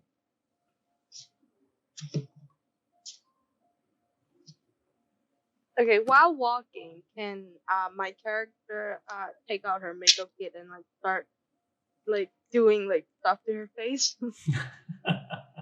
Yep. And like she's gonna tell everyone, okay, if you go down there, do not please don't address me as any of my names. Just use A or K, whatever it is. You His can name again? mention the name. Ayin. You can mention the name to get more information, but don't address me with that name. Got it? Please. I'm gonna call you Experiment. How does that sound? Oh, fancy name. Never been called that. I've been called a monster Or Fascinating. How about that? Fast. Oh, that's a new Interesting. name. Yeah, you can keep saying Fascinating. So that's the first thing that came to my mind. I'm gonna take out her little notebook. Oh, new name added. Fascinating name. Indeed. All right, off we go. I need you to roll me a performance check to see how well you disguise your scars and stuff. Are you proficient? In fact, no, just roll me charisma. 21. Yeah. Well, I got 21. what's your bonus for? Are you proficient in performance? I think you are. So you need to just reduce that by your proficiency bonus. So you're still good. You do a good enough job to kind of cover up the scars.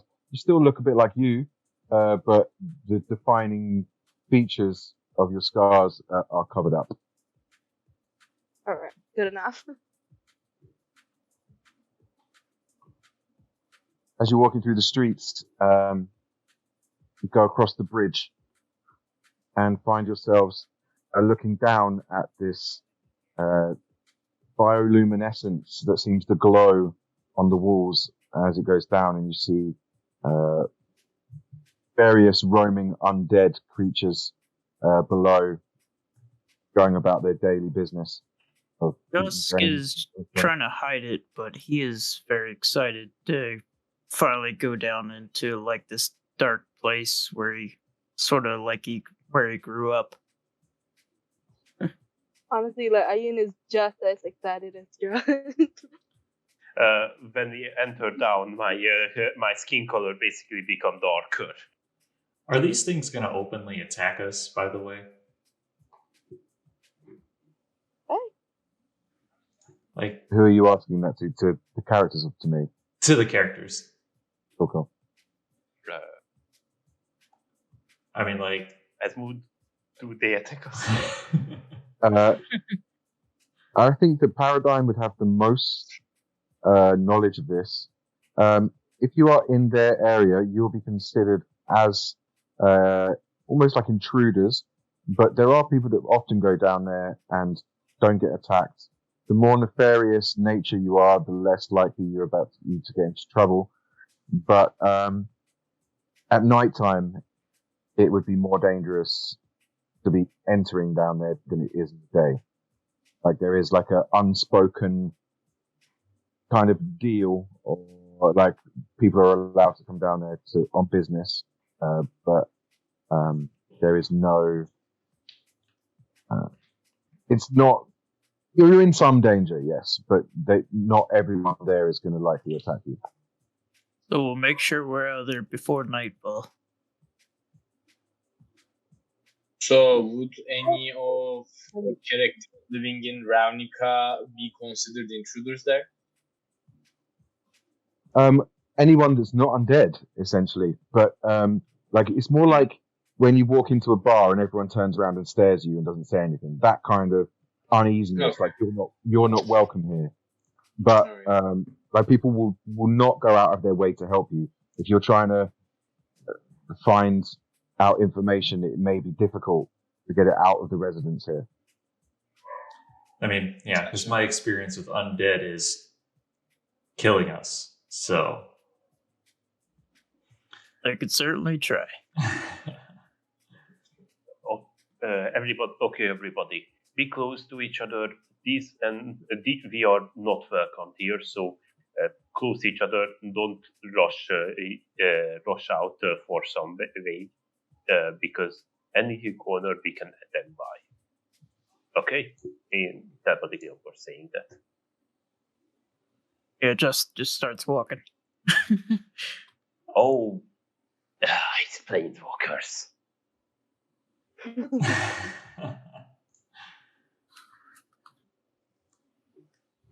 Start making your way down the stairs. Esmo, What? Is there any chances that like the NPCs down there would recognize like the clothes or something? I mean, like not as in like the Ayin, but like somewhere from that area. I forgot what's my guild again? The experimenting thing. Simic Combine. That. She's not wearing the Combine's colors, though, is she? What? Sorry. Yes, I think she's wearing the Simic Combine colors. No. No, he doesn't wear. She doesn't wear this Combine colors. It's her family that are more involved in it. She hasn't chosen to become part of the guild yet. So, as you head down okay. I was just saying that when I enter down, I just hide my Azorius symbol. Go on. Okay. So hidden below the streets and towering buildings of Ravnica, there lies a vast subterranean environment known as the Undercity. Sprawling and varied as the city above, the Undercity is made up of sluiceways, sewers, huge vaults, fungal forests, and caverns, both natural and artificial. Whole neighborhoods and districts reside here in buildings and structures that once took in daylight in Ravnica's ancient past. The march of progress had the city grow higher and higher, leaving these areas in the dark. Many who live here have never seen sun before and have adapted to life in the shadows. It's not difficult to access the Undercity from the surface, as all one needs to do is find a way down. All manner of tunnels, crevices, and canyons connect and bisect the Undercity, and in some places, magical lifts exist that allow for quick access to even the deepest reaches. And this is what you actually notice as you head down to the steps. There is a odd-looking zombie fellow with his kind of intestines hanging out of his body, and just goes, how many levels down?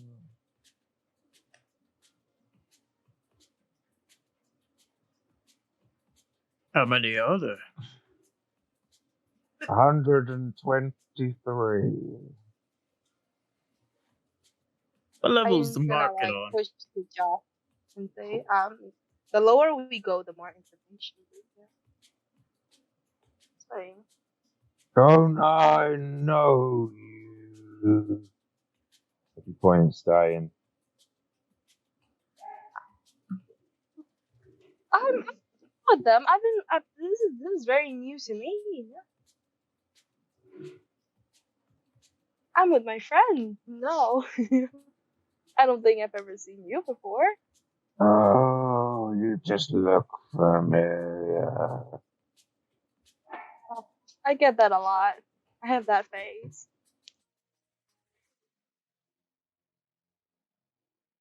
And he's To gonna like me. shovel towards like the back of the back of the lift. Market's on 44. Wait for it is. And you start descending, and you go past like this really beautiful bioluminescent fungus and insects that seem to brighten up the entirety of the place.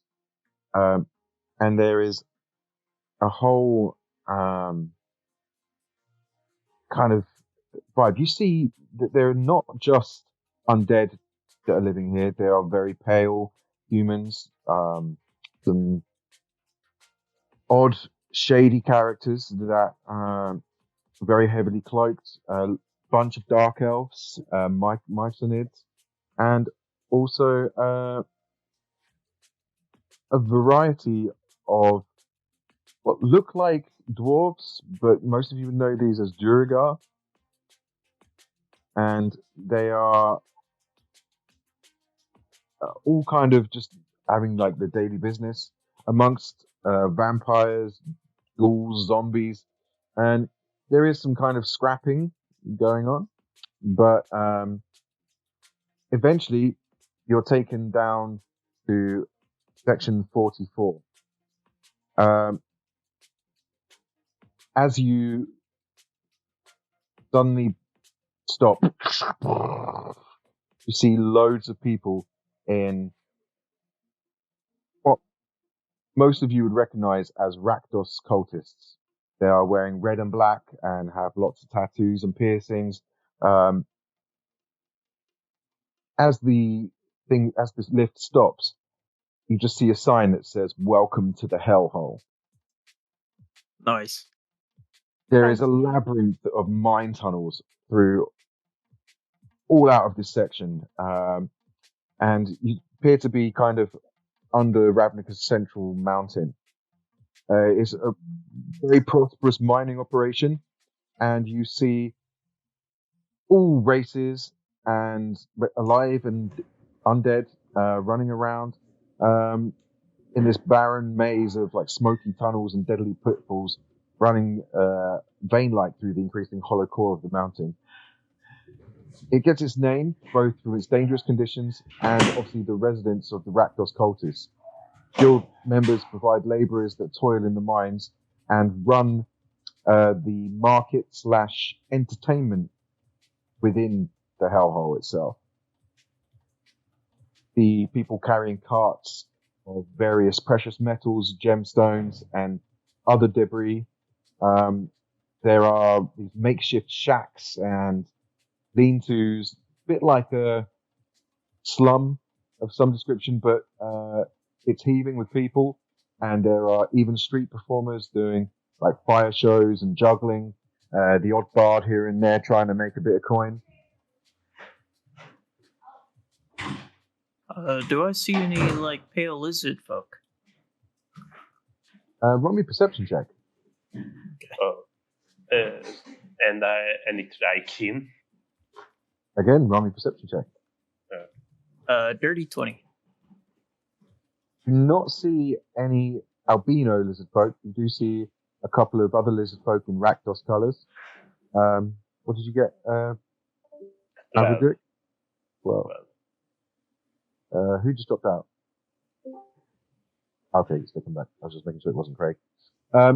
You don't see any Drakean. Do see these other weird insectoids One of them looks a bit like a moth in what looks like plate armor, and you see this very small, almost beetle-like creature that is on 2 legs and then scurries away on its other 6, and kind of both very odd. You've not really witnessed them before.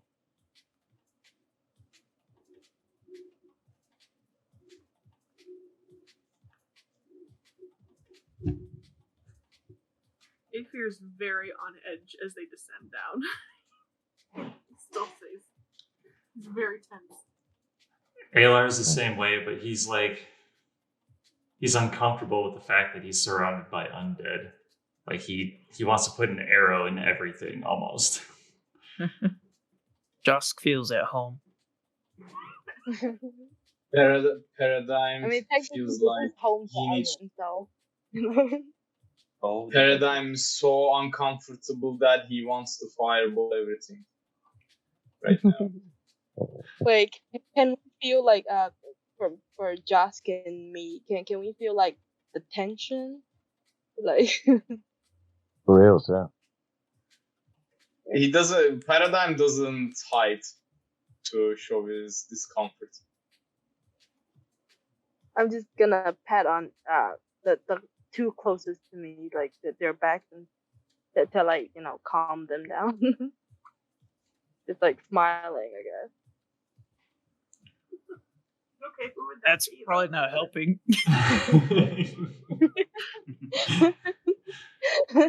Not knowing There's she like just a made things 90% worse. chance- There's like a 90% chance both Alar and Aether have their hands on their weapons. Yep. For sure. Ion's like, welcome to my laboratory. That's further down, but yes. Just starts walking off like he's walking around Las Vegas. Like, ooh, ah. Paradigm But speak by only win. Joscan Ain's actions. Paradigm speak. Aether's gonna follow Joss.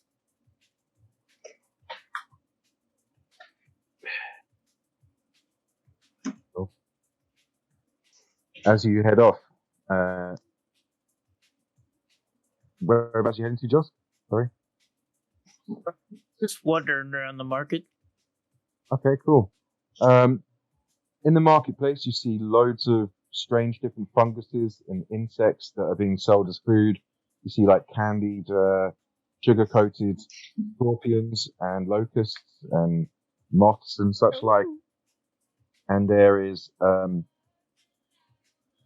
other odd creatures that you've never seen before that is ridiculously large. It looks like a giant beetle crossed with like an elephant almost. And they're roasting it on a huge fire on a spit roast. Yeah, he Yeah, runs I'm over just to gonna like, drag whoever's closest to me and say like, "Oh, let's go try those candies. They're my childhood favorite."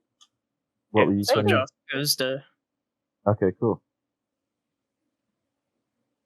So you guys run across, and you see that you can choose 3 of the different insects for 1 copper.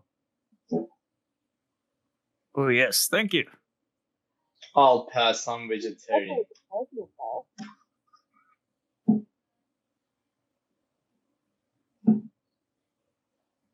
Okay, Ian's gonna take some of them. Wait, 3 for 1 copper, right? Yeah. Alright, I don't think I have copper. I do have gold though. What's different? Substantial difference between 1 gold and 1 copper.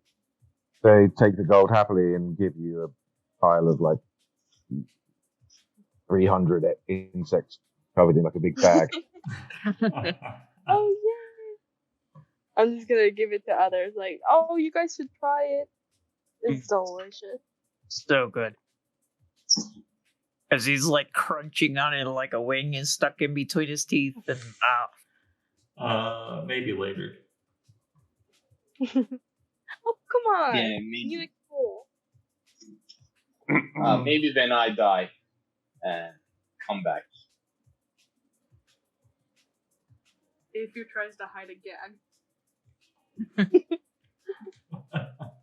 As you Uh, guys are chilling there, you see this tiefling appear with like a leather vest that's open. You can see like all of their tattoos across their chests, a Rakdos tattoo around his eye, and he's kind of wearing these like red and black striped baggy trousers, and approaches you and goes, Hey guys, so looks like you're new to the Undercity. You want to tour around? We're not new. Okay then, course you're not. oh, Cool tattoos though. Rummy deception, mate. Okay. This is gonna go well. 15. I have a +0. Okay, it kind of looks towards you and it's just like, okay, never mind. Anyways, yeah, I can show you around. I mean, I'm a tour guide. I can show all the cool places in the Undercity, and I know all the shortcuts too. So it's pretty good. That's all right. No, thank you. No, thank you. You know, All right, well, just make sure you don't get lost in the maze of decay, because you know what I mean. It's a maze, and there's lots of horrible stuff there. Yeah, we're all right. Appreciate it though. Well, my name is Demne. I'm a miner and also a performer. I'm part of the cult of Rakdos. You might have heard of us. Never heard of it. Where the fuck are you from? You say you've been on the... You can't be kind of been down here before. If you don't know the Rakdos, you don't know nothing. Want to come to a club then? I've got VIP passes. I perform there sometimes, you know what I mean? So it's like... I'm just the bee's knees around here. Everyone knows my name. And then, as he says that, a random kind of bullywog that walks past just goes, fuck off! No one knows who you are." Carries on walking. Yeah, we're not from this world. You're from this world? Well, mate. All right. Well, planeswalkers, is it? Well, who am I to mess with some planeswalkers? Want to buy any drugs? What you got? oh. Oh no, I no. don't know if I. it's home. Us. I don't know if I'm next to them. The policeman might not know I am the police, but still. I'm gonna go like, oh, what kind? What kind you want? I got pretty much anything you want. Do you know what I mean? I'm like I said, I got connections. I've even got like some crushed up and purified demon ichor. Get you real high. You have nightshade? Oh, you want laughing gas? Yeah, I can get you some of that. No. I'd like some arson in that, please. Some what? Arson. Arson? That's fire, Yeah. dear. You want me to go and set fire to things for you? That would be amazing. I mean, you can do that yourself, but don't do it down here. Jesus, everything will go up. Good to know. That was really good to know. Thank you.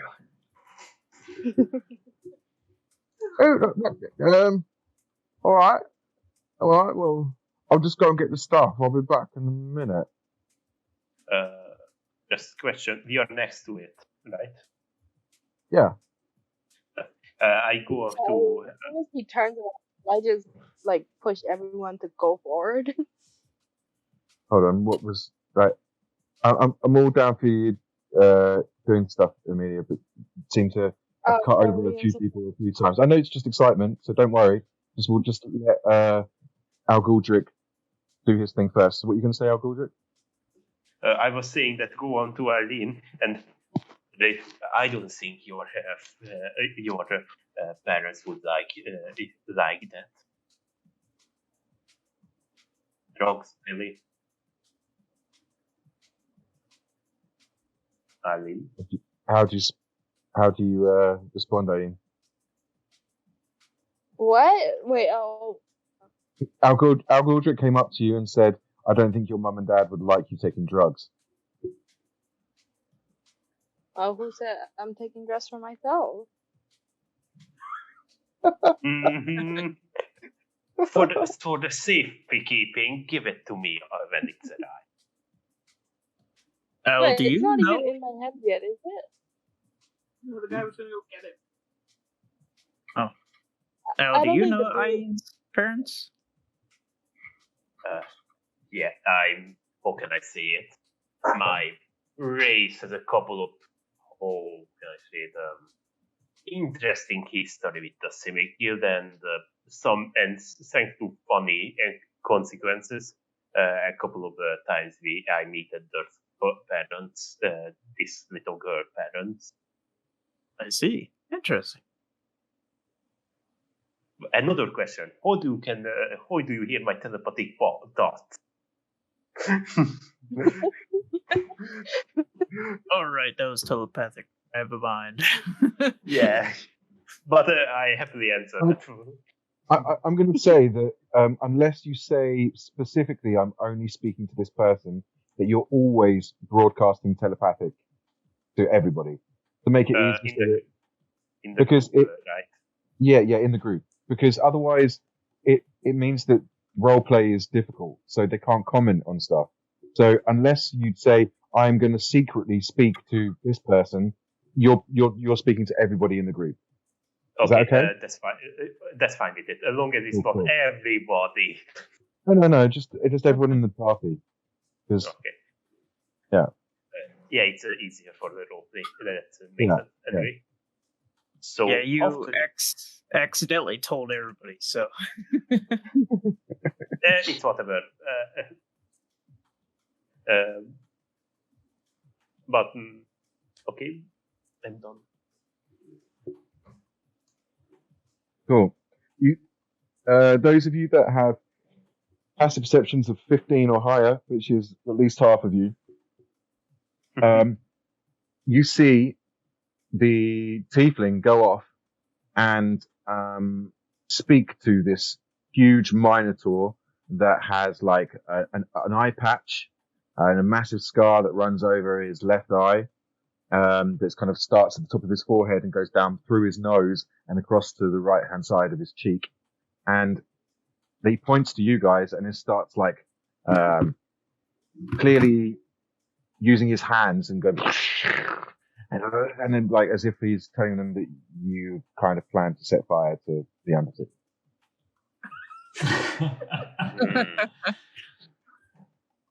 Oh no. Justin starts walking away and not paying no mind to it. I grab Aline and I move out of it, the group a little bit. Okay. As you guys move through the market and the kind of club and streets of the mines of this part of the Undercity,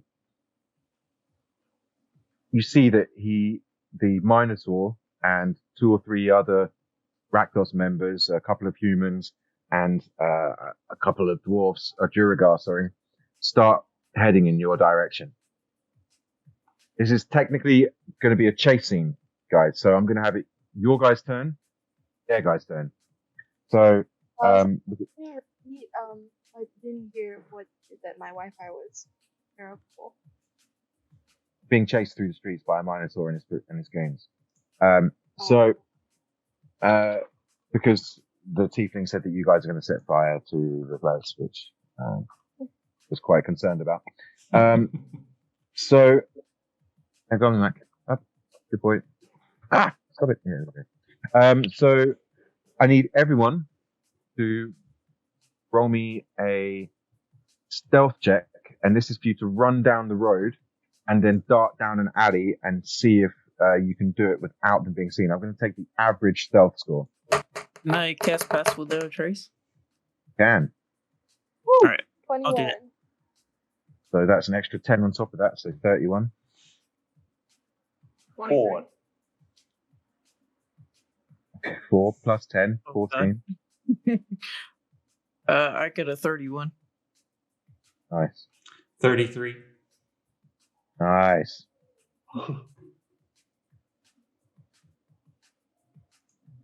Aether Paradigm? Oh, so it's our roll plus 10, right? Yes. That's also 33. Nice. What'd you get, Paradigm? I was muted all the time. 23.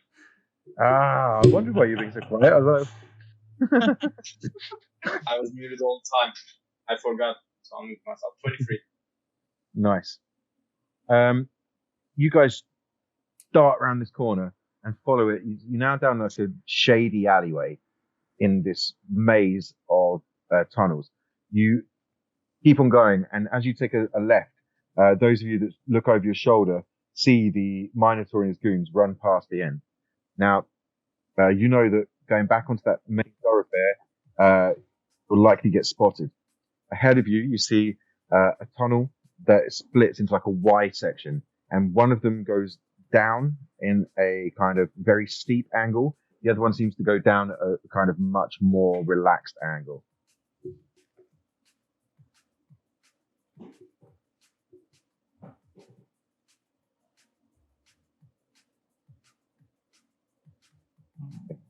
Right, who's leading? I think the people that have been down here before should probably leave. Cool. Definitely. I think we should take the less steep route. My legs are killing me. It's really I don't hard think to following carry me this would shelf. Carry this shelf. I don't think following me would be a good idea. Just, warning. Also, on my background for the feature, I have Wonder. I have an excellent memory for maps and geography, and always can recall the general layout of terrain, settlements, and other features around me. So I'm just keeping an eye on everything and trying to map out where everything is. Cool. Roll me. Are you proficient with cartographer's tools? No. I think you should be for that, but whatever. Okay, Oh, so in okay. that case, well, I'm going to say that you are, because that's a cool feature for your background. So add that as and when. But roll me a wisdom check plus your proficiency bonus. Okay, that is added. Wisdom check plus proficiency. Ah, damn, that's a nat one. All right. It's such a weird maze and this strange yellow fog that seems to be coming out from some of the vents and stuff. You've got the rough idea, but you're not on it like you normally are. You are trying to, you know that you're heading downwards, but especially due to the fact that you've got a lift this far down, your bearings are a little off. And we are running, so. Yeah. It's Paradigm and Al Galdrick leading the way. You find yourselves coming out into this beautiful fungal forest. There are huge mushrooms that are the size of trees with this green, bright, luminous green skin, and the frills underneath seem to glow with almost like a luminous orange color.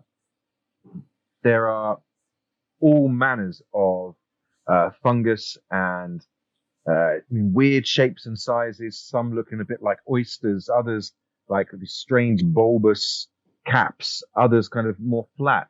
And there is hundreds and thousands of different types of insect that seem to be growing here. You think this is probably some sort of farm. You've seen these products being sold on the market stalls that you've just left from.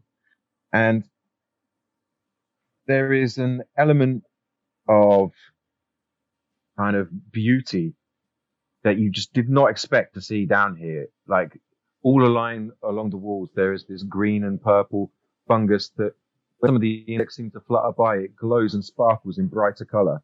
And it's about a chamber about 100 foot squared, and it is just filled to the brim with wildlife.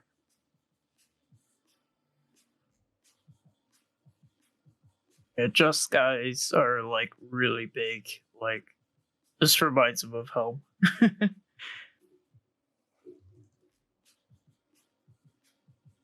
Wait, is Joss from Ravnica? No, but he's from a mountain. It's, he lives underground most of his life. Oh.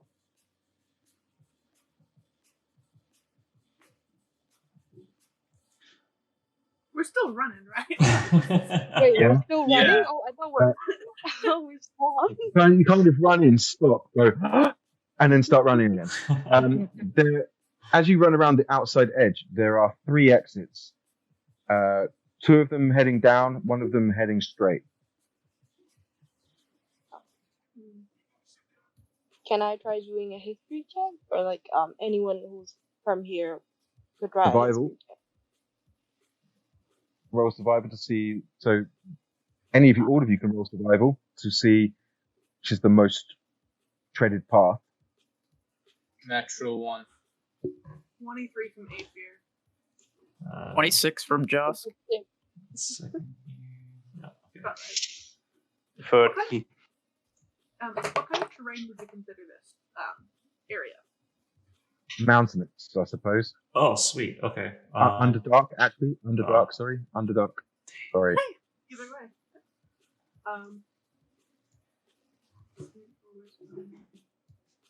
So I get double proficiency on mine, so mine becomes Nice. that becomes 28. Yeah, mine's an 8.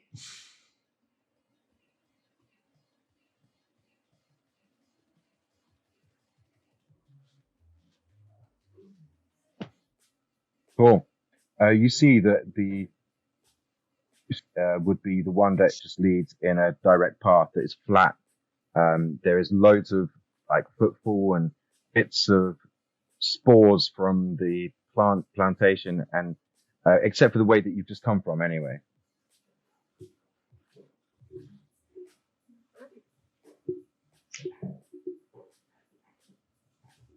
Jessica's gonna move his way to the back of the group and just cast Entangle on the ground on them, just to make rough terrain. Cool. Aether's gonna toss one of his mist into one of the other exits. The fog cloud. Cool. Nice. Both of you roll me deception checks just to kind of like see how it throws them off the lead if they're still following you. 5. 16. All right. Cool. So, you think that you've set up a real good distraction, and they'll probably go down the wrong way.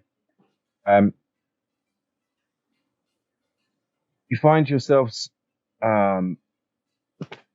before a massive former cathedral with a huge amphitheater and towering columns in the distance. Seems so ancient, even the eldest of creatures on this planet is barely recall its origins. It stands in the center of this, what some of you would know as the Korosta, which is essentially huge piles of flesh that's decaying and other nasty kind of decaying substance. And as you kind of enter, parts of flesh kind of go over the entrance that you've just come through and join together. You find yourself standing within the maze of decay. This immense circular maze of overgrown fungus and flesh-encrusted ruins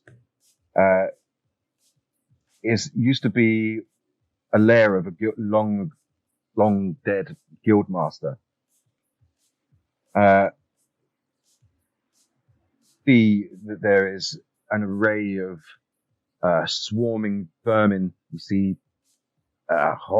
these rats with their brains exposed scurrying by your feet as you kind of see the entrances block up. You can head left or you can head right, and it seems to curve round in a giant. You can see the spire of this giant temple at its center. What's the light like in here? It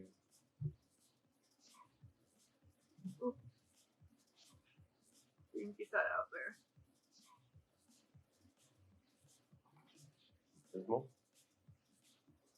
Can you hear us? Hello? No, Sorry, There you go. yeah. Here we go. So yeah, your bioluminescence is glowing, so you've just got the dim light. Roll another survival check then to see which way is the better, or is it more of a Go for it. No, you can choose. You guys can choose or survival. Everyone can roll. A survival or Investigation. Oh, 20. 9. 17. 23 survival. 28 survival. Okay.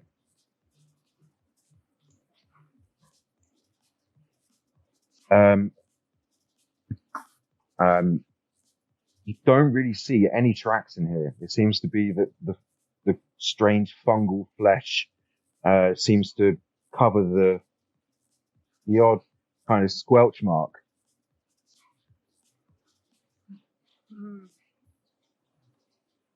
That's delightful.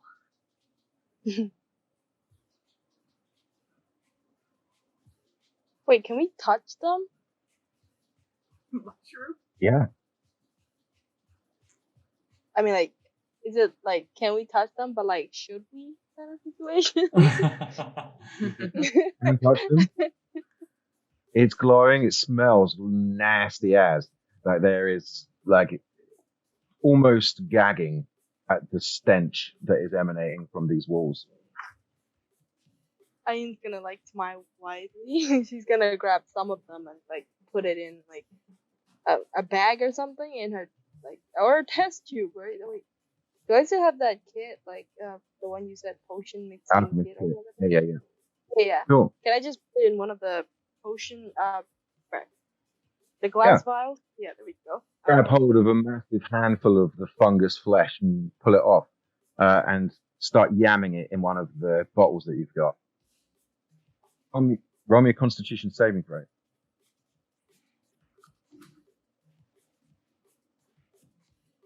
19.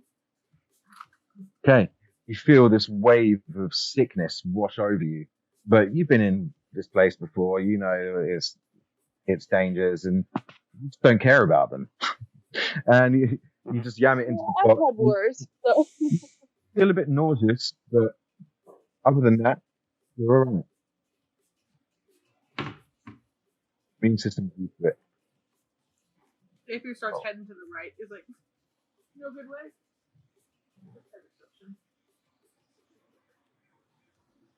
Yeah, I'll follow.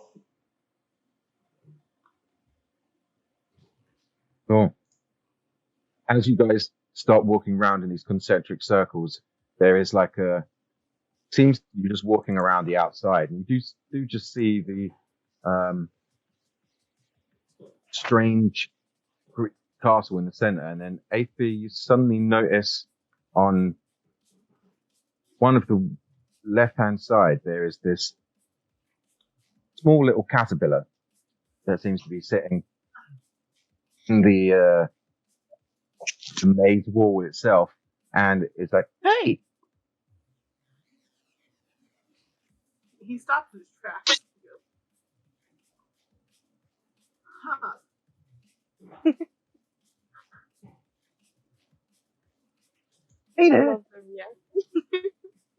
reaction. Fancy coming in for a cup of tea, meet the missus? He looks at the others and just kind of giving them the look of, am I hallucinating this? All of you hear it, and after Aether looks at you and looks back at the caterpillar, you see this tiny little caterpillar that seems to be eating the flesh mushroom fungus. Wait, do people from Ravnica know what that is? A caterpillar. Oh. Understandable. Well, we're not really in the mood for tea at the moment, but we are trying to make our way through this maze. You wouldn't happen to know the safest route? Or fastest, I think? Oh, not really. But you're looking at one of the doorways in. And then he kind of like nudges his head to his right, and you suddenly notice that there is a gap in the fungus wall, but due to the fungus wall on the opposite side, it's almost like an optical illusion, and looks like there's no gap there at all. Dang. Oh, What in the Alice in Wonderland is this? thank you very much. Come back and see me later. We certainly will try if we don't get lost. By the way, who is the missus? Oh, you know, us caterpillars gotta make babies. Excuse me? Well, she's called Wendy. Wendy, if you must know. Gonna turn into a flutterby soon. You meant. Oh, sounds lovely. I think you meant butterfly, not flutterby, but. No, flutterby. Flutters by the window. Ah, you got me good.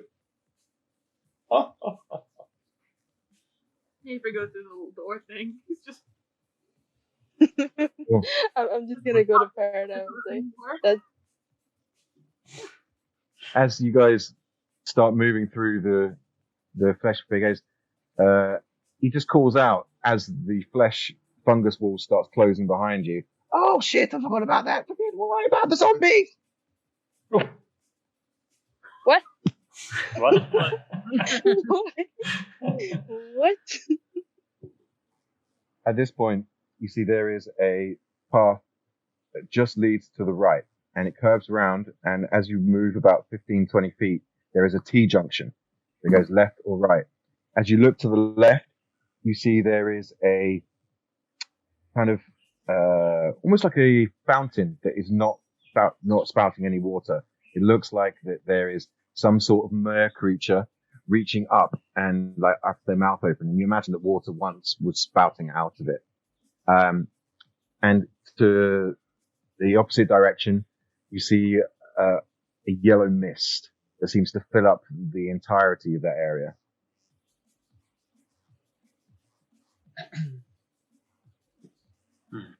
Oh, this don't look good. No. Creepy fountain or yellow mist?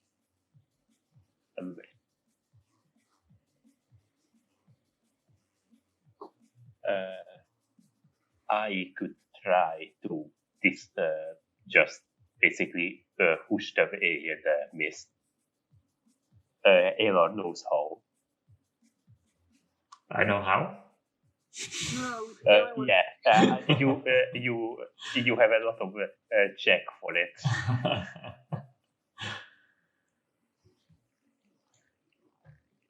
I could use them, but what do you think, guys?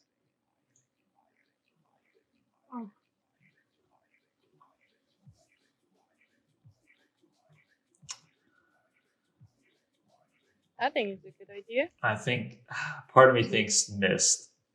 I don't know why, but part of me does. It's probably easier to deal with. Roll me a perception check, please, Just.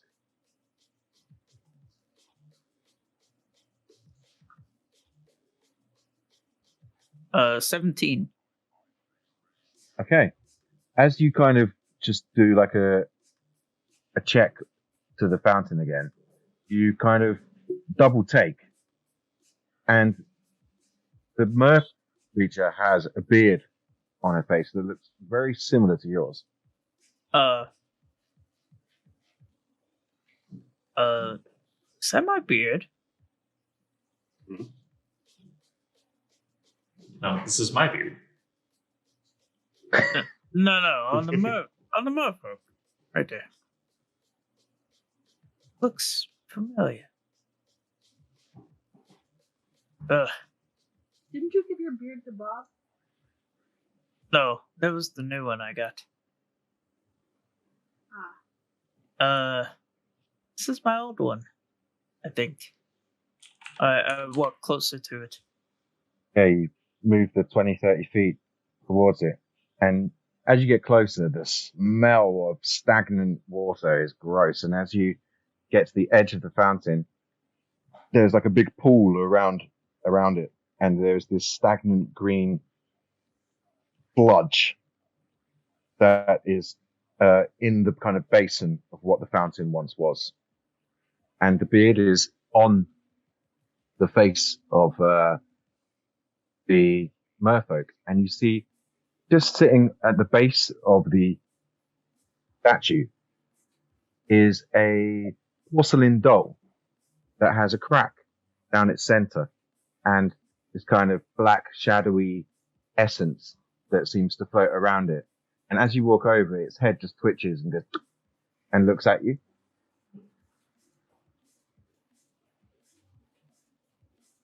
Are you there? Cocks his head again.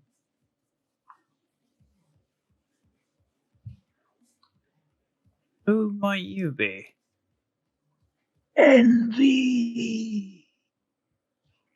Oh wow. Surprisingly deep for a small novel. Might I just suggest that my running record with dolls, it's not very good. To be fair, Cyrus was a fighter. Oh wait, no. Frick, I am not Amelia anymore.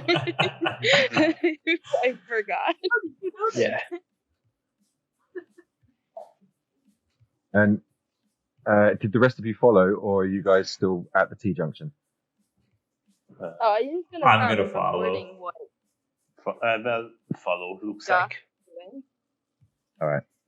Cool. As you guys move... Sorry, what are you saying, Athea? Oh no, I was just saying we followed the druid. Cool. As you move down, you see that the mist seems to actually follow you and stop as you get through into the courtyard where the fountain is. And you guys see the same thing.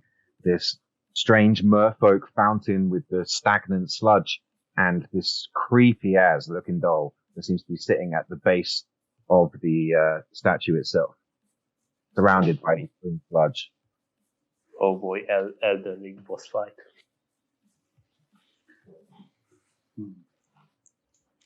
Tell me, how long has that beard been on that statue? Since it was put there. It's put there by who, if I may ask? And his head and body start shaking slightly, and the shadows start to like almost look like fire around him. Avery draws his short swords. Battle axe, shield, dragon. I'm going to step back just a little bit, and I'm going to pull one of my holy water arrows and knock it. Gonna what? I missed the last bit. Holy water arrow. I'm going to like knock it and kind of aim it at the doll. Okay. Tell you what, you let us pass and let me take that beard, and I will fix that crack in you. No, thank you. We just play. Play. Yeah. Play games. You want to see something funny? Yeah. And he uses his conjure animals and creates 8 chickens. I just run around. Bob just floats down and starts munching on them. And when Bob kind of goes down and bites the head off one of the chickens, and blood starts spurting everywhere. Bob is here? Yeah, I'm going to say all of the animals in that are with you. Cool. And Okay. the dragons start coming in and getting involved too. And scooping up. It's when a vicious attack from Bob or one of the dragons massacres one of the chickens is when the doll starts going, oh, the red stuff. Like the red stuff. I want to shoot my arrow at it. No, Oh. Aylar, no. No. Aether is fully ready to smash this thing too. Can I attempt to grab the arrow out of the air? Yeah, can I attempt You are- to You are grab not the the monk. arrow from it? Can It's I a look it with my shield? it's a 13 to hit. What kind of paladin are you? Are you can you do that with your abilities? Oh no, but that and good then. Okay. So Can fire I your look attack. like cold dance? 13 to hit. That hits. Oh. All right. Really? So that's 5 points of damage, and I mean I don't know if anything happens because it was bathed in holy water at one point. As you kind of crack it into the base of this porcelain doll, it's,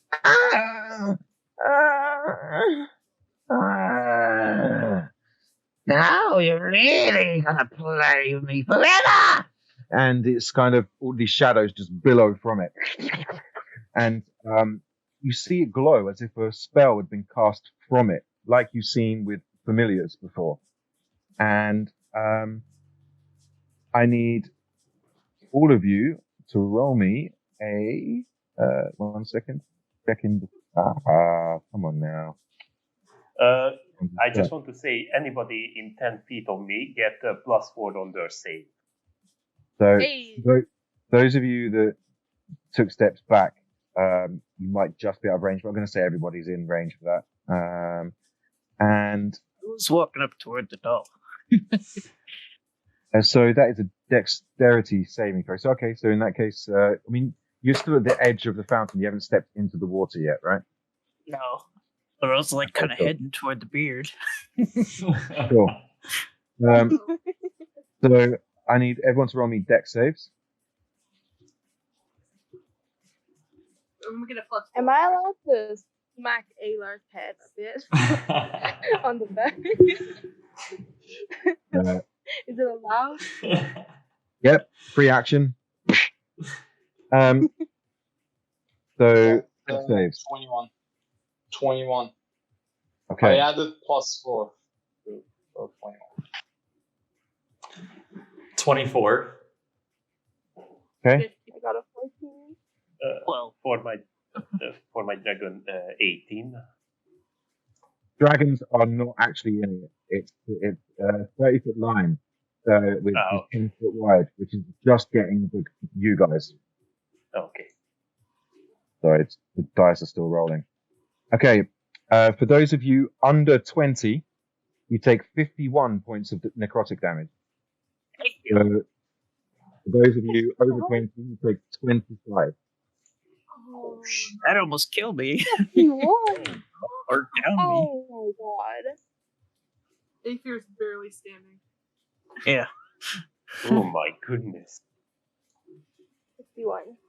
Damn it. Can I really smack Aylar like hard? Is that still allowed? Instead of initiative order, what we're going to do is, because it's not really combat yet, you'll see why in a moment, but we're going to do it from top of the Discord list to the bottom of the Discord list for actions you want to take.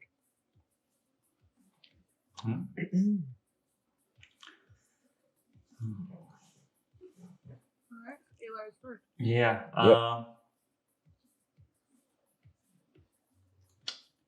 I'm going to... Let's see, what does this do? Be restrained. By the way, you noticed that the holy water did the arrow did more damage than you expected. Okay.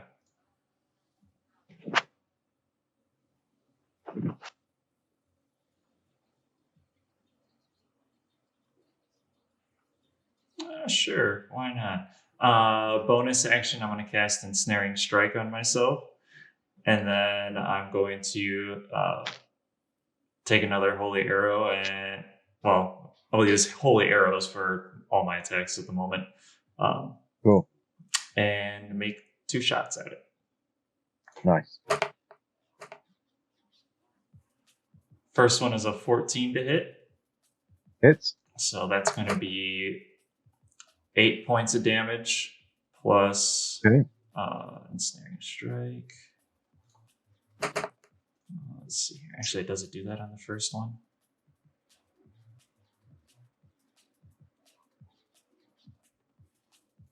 It has to make a strength saving throw or be restrained by magical vines. Okay. That is...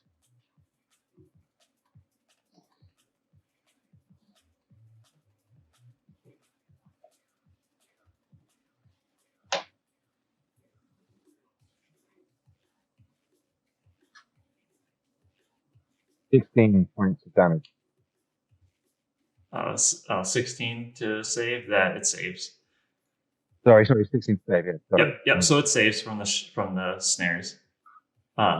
Second one here.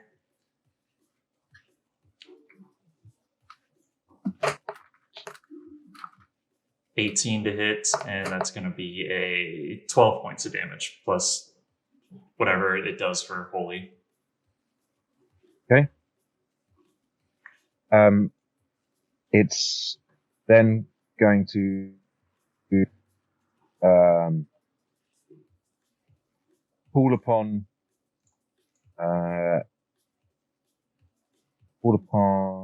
okay, no, it's not yet. Sorry. AP. Oh, I'm at the bottom of the swim list. Oh, sorry. I just went. Hey, so whoever's, yeah, I was alphabetical. Yeah. So who's next? I Gary. Cool. Gary. What is it? Doesn't matter to me.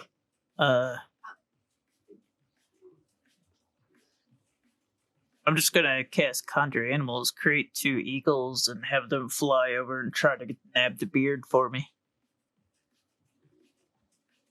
Okay. So what creatures you were creating? Sorry.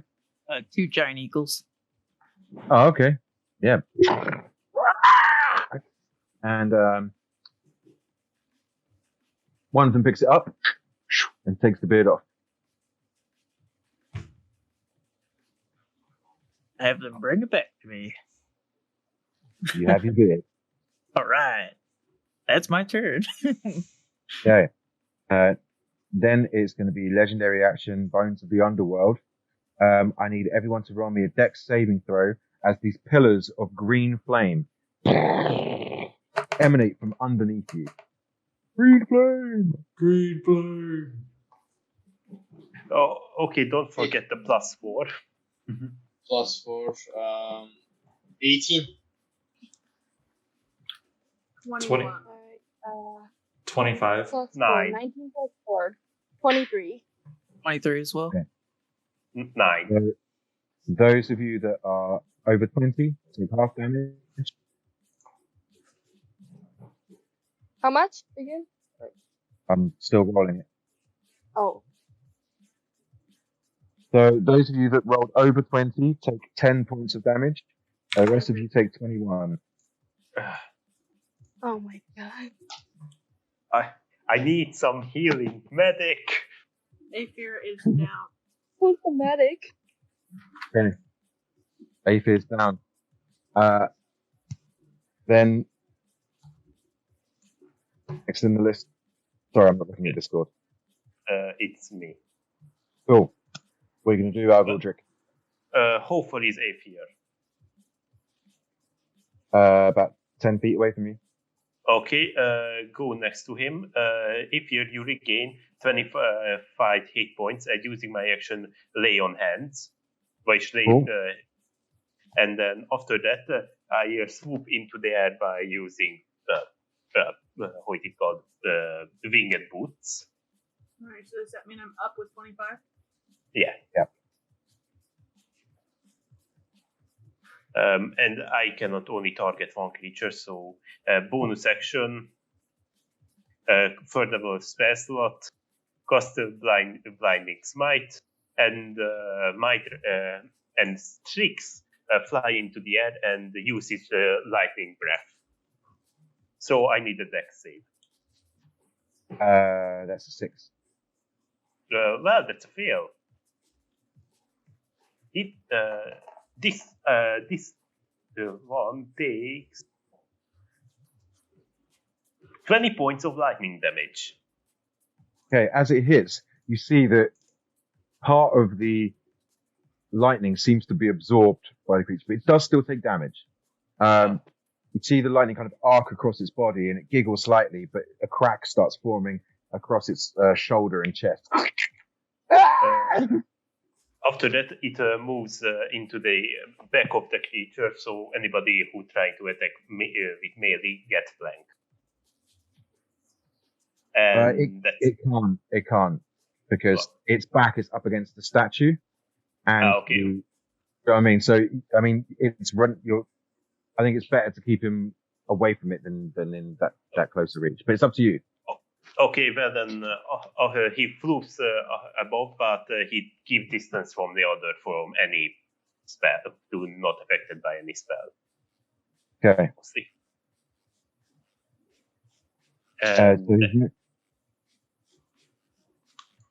Next one is Eileen. Cool.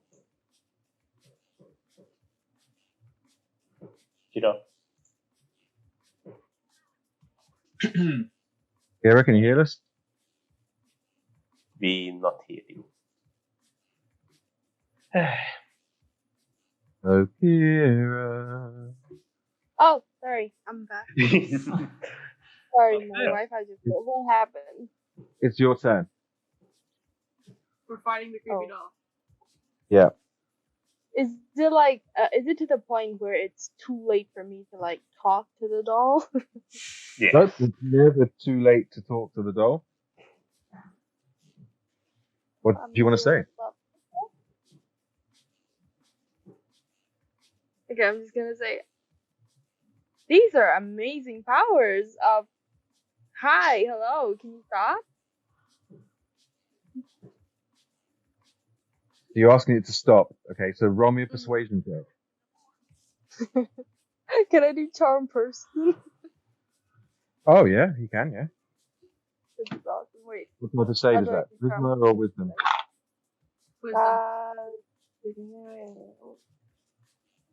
That is an Wisdom. 18. 18. Ah, it was so close. Wait. Oh, I got 17 now. The wisdom 15. Cool. Dang. Bonus action? Is Aether around me? Yes. I think, can I do fireball towards it? You've already cast the spell, so no. Oh, I don't have any potions either. I'm gonna help hint, like drag Aether like to the back, like slowly dragging them to the back. Is prone, but they are okay. Well, you can still do that. It's half your movement, so you can drag them 15 feet into a what you think is a safer position.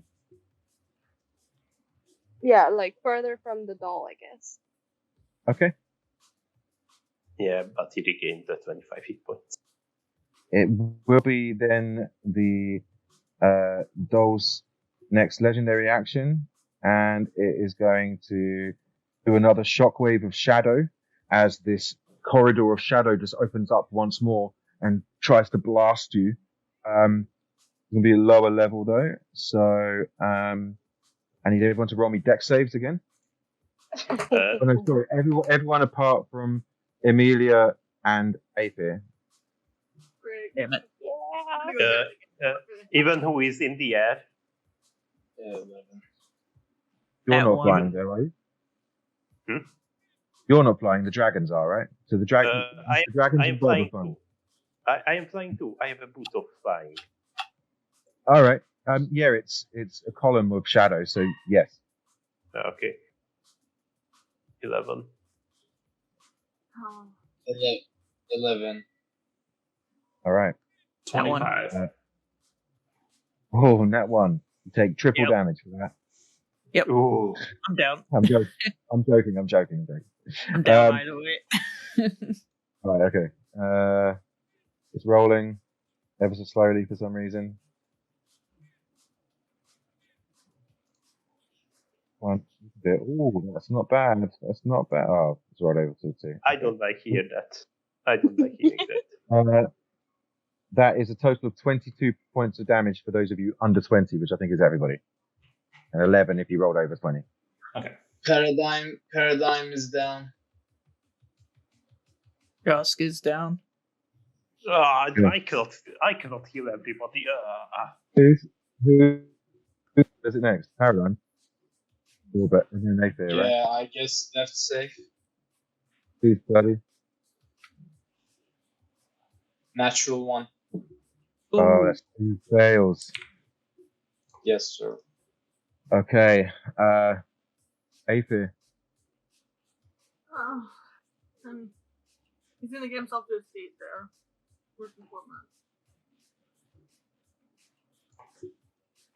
You know what? I'm gonna try it. He's gonna try and cast Dispel Magic on the creepy doll. Yeah. Roll me a d20 and add your spellcasting modifier.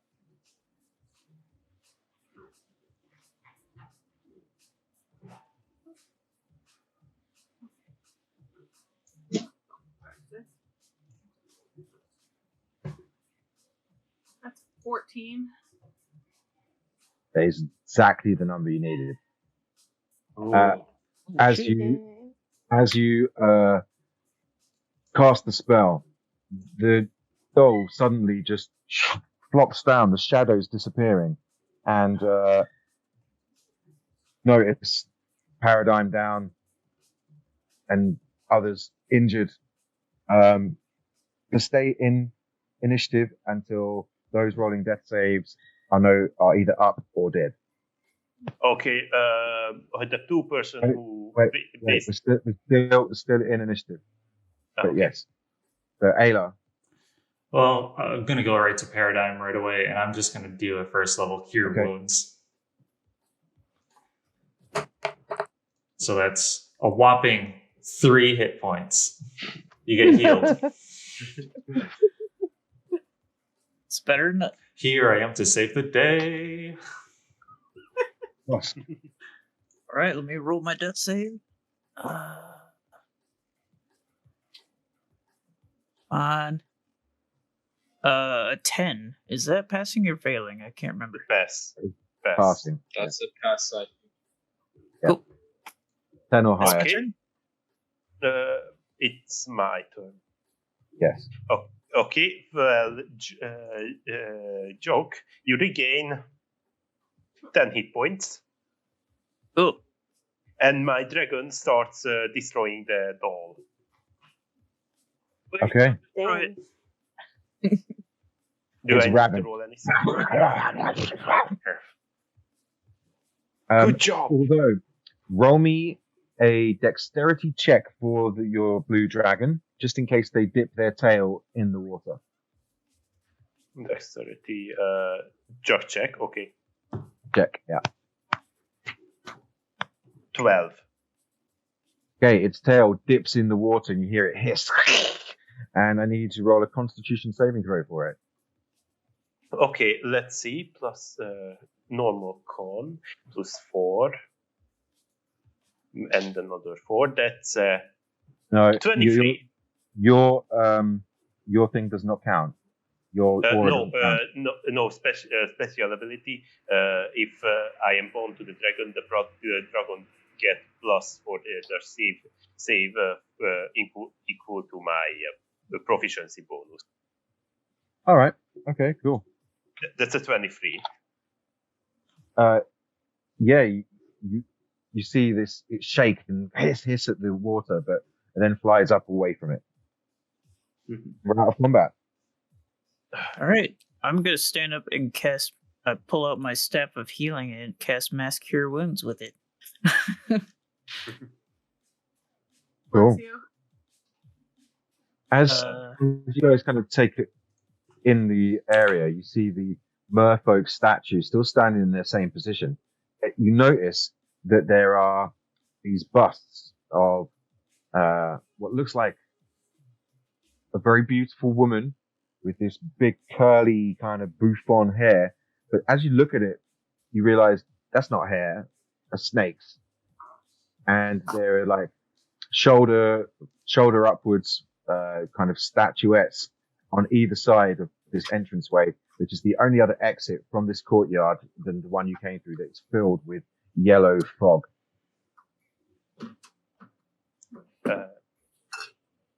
Okay. And everyone gains 15 health, by the way. Oh. Okay. I use a second level spell slot and plate of healing. So 6 targets of my choice regain 9 hit points.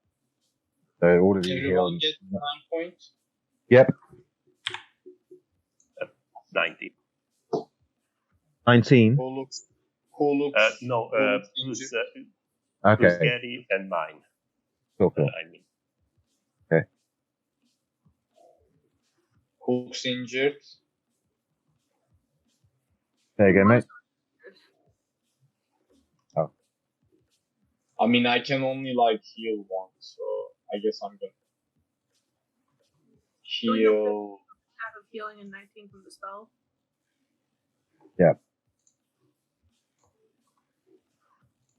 Is there still a lot of hurt people? Well, how can I say it? I have 70% of my health are missing. I got the most of mine. I used the Yeah, last I got 5. my most too, but I used the last 5 charges of my staff to do another Mass Cure Wounds. Cool.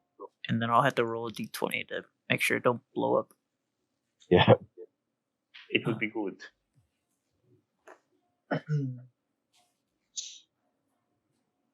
13. Everybody gets 13 as well. Okay, that's no way. As you're kind of licking your wounds, you hear this.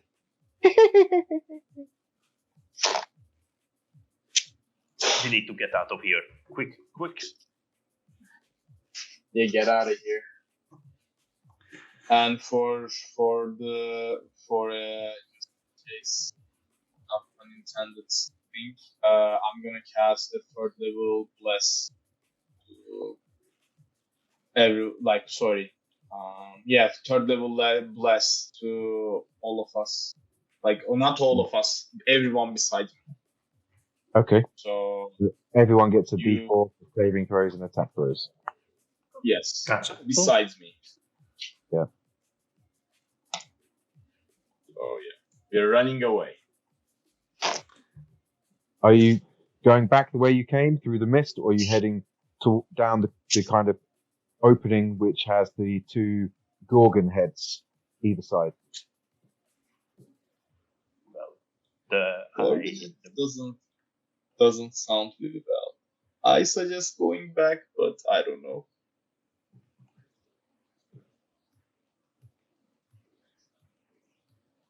Which one seems to be heading closest in direction to the actual structure itself? The one with the Medusa heads or Gorgon heads either side of the passageway. Alright. Well, we're trying to get there. Probably the best option. Before we go in, I'm going to cast a 4th level Conjure Animals. Send 2 giant eagles through that passage. See what happens. The one with the 2 Gorgon heads, right? Yeah. Cool. As they fly through, they fly about 30 feet, and it kind of goes into like a right-hand turn. They bank round the corner, and all of a sudden you hear a as if a large amount of stone broke. Oh Lord. That does not sound good. Definitely not. That's a lot of my spell slots gone now. Can I try find some? Oh, actually, I don't want to kill my dragon this early though. Aether's gonna reach into his bag and pull out this really nice looking little wooden box with a paintbrush. He goes, think maybe this would help. I don't know exactly how it works, but wizard guy gave it to me. And he opens it up, and it is a box of pigments. Yeah. I think painting a picture isn't like a good thing to do right now. Pretty sure they're magic. I mean, it's a fun hobby. And he kind of he just dips it he dips the paintbrush in one of the inks, and he just draws a rock on the side of the fountain, like a little pebble, and it appears as an actual pebble. What the frick?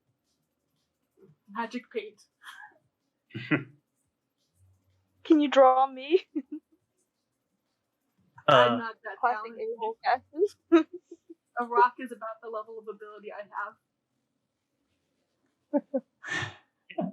What is this rock gonna do for us? I thought maybe if somebody knew how to draw a tunnel, we could just make our own tunnel. Well, I mean, we could just draw an archway. That's pretty. I'm not going to get you to roll necessarily for the drawings, but if you, it was more of a creative thing to use. So if you want to just come up with something and draw the tunnel as AP, I'm not going to get you to roll performance or anything, just so you know. Okay, cool. He kind of walks over to kind of next to the Medusa thing, kind of in the direction. He just tries. It's a very poor drawing. This man does not have any drawing skills. But it looks like a Looney Tunes tunnel. And kind of just draws part of the structure that you can see, and just kind of puts lines at the bottom to make it look like it's a full structure. Okay. It takes him a few minutes to do. As this masterpiece is being painted on the wall of a Looney Tunes channel with some bits of the building that you want to go to, and at the end of it, I need the rest of you to roll me perception checks. Just playing with chalk over here. 18. 26. 17. 18. 17. All right.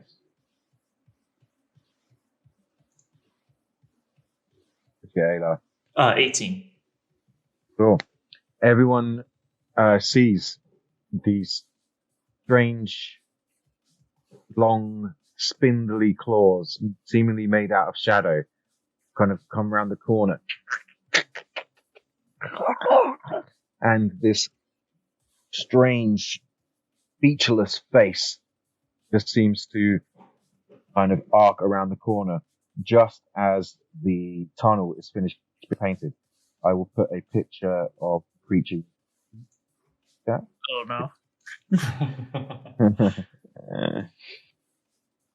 If it will let me. Map monster? It will be once Discord lets me open it, which it's not doing, so I will just do it this manual way. Come on. Oh, Jesus, my phone is so slow today. What is it doing? On. Stop delaying things, stupid phone.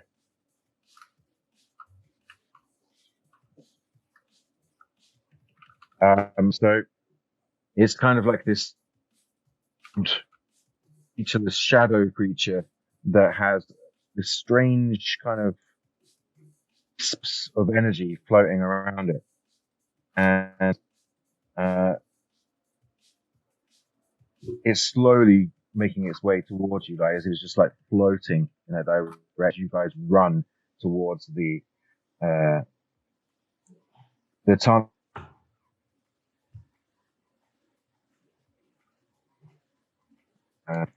Okay.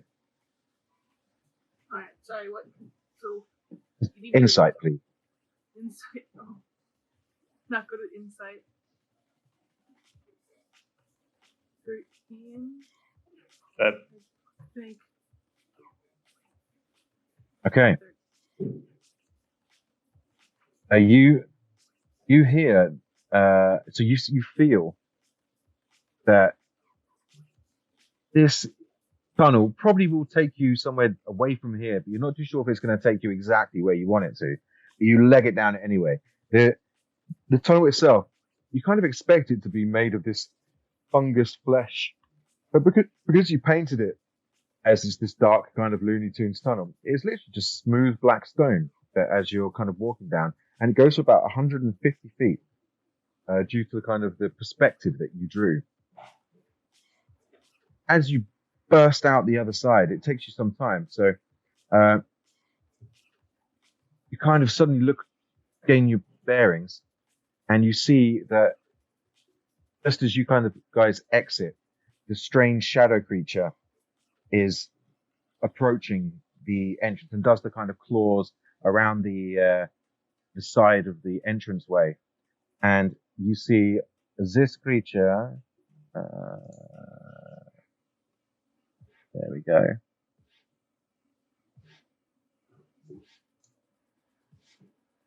Ooh, Oh, God. fancy. I'm That's ready. cool. I And like it. as you kind of turn back, you see this.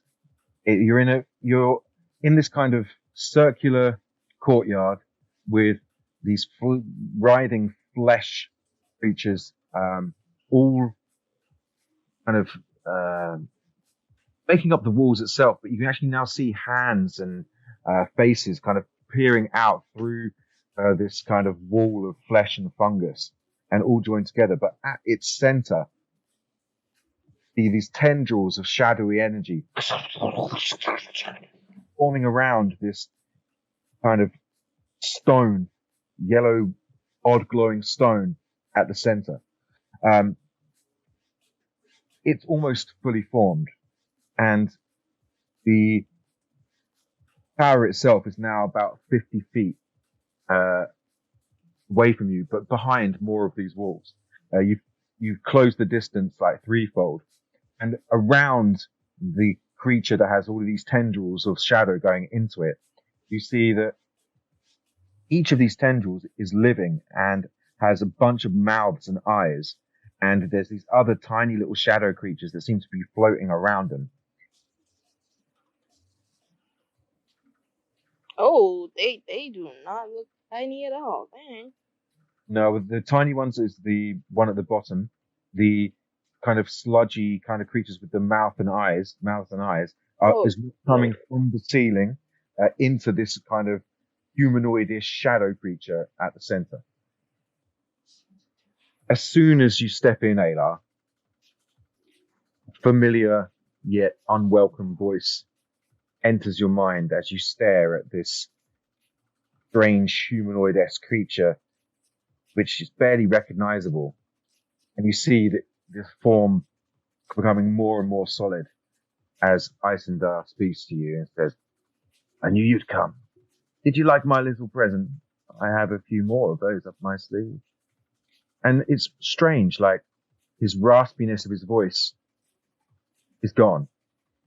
The odd kind of twang to his accent seems to have vanished. And there is a clarity, almost a familiarity of having spoken with him, like the first time you met him so long ago in Neptunis Namar when he pretended to be your friend.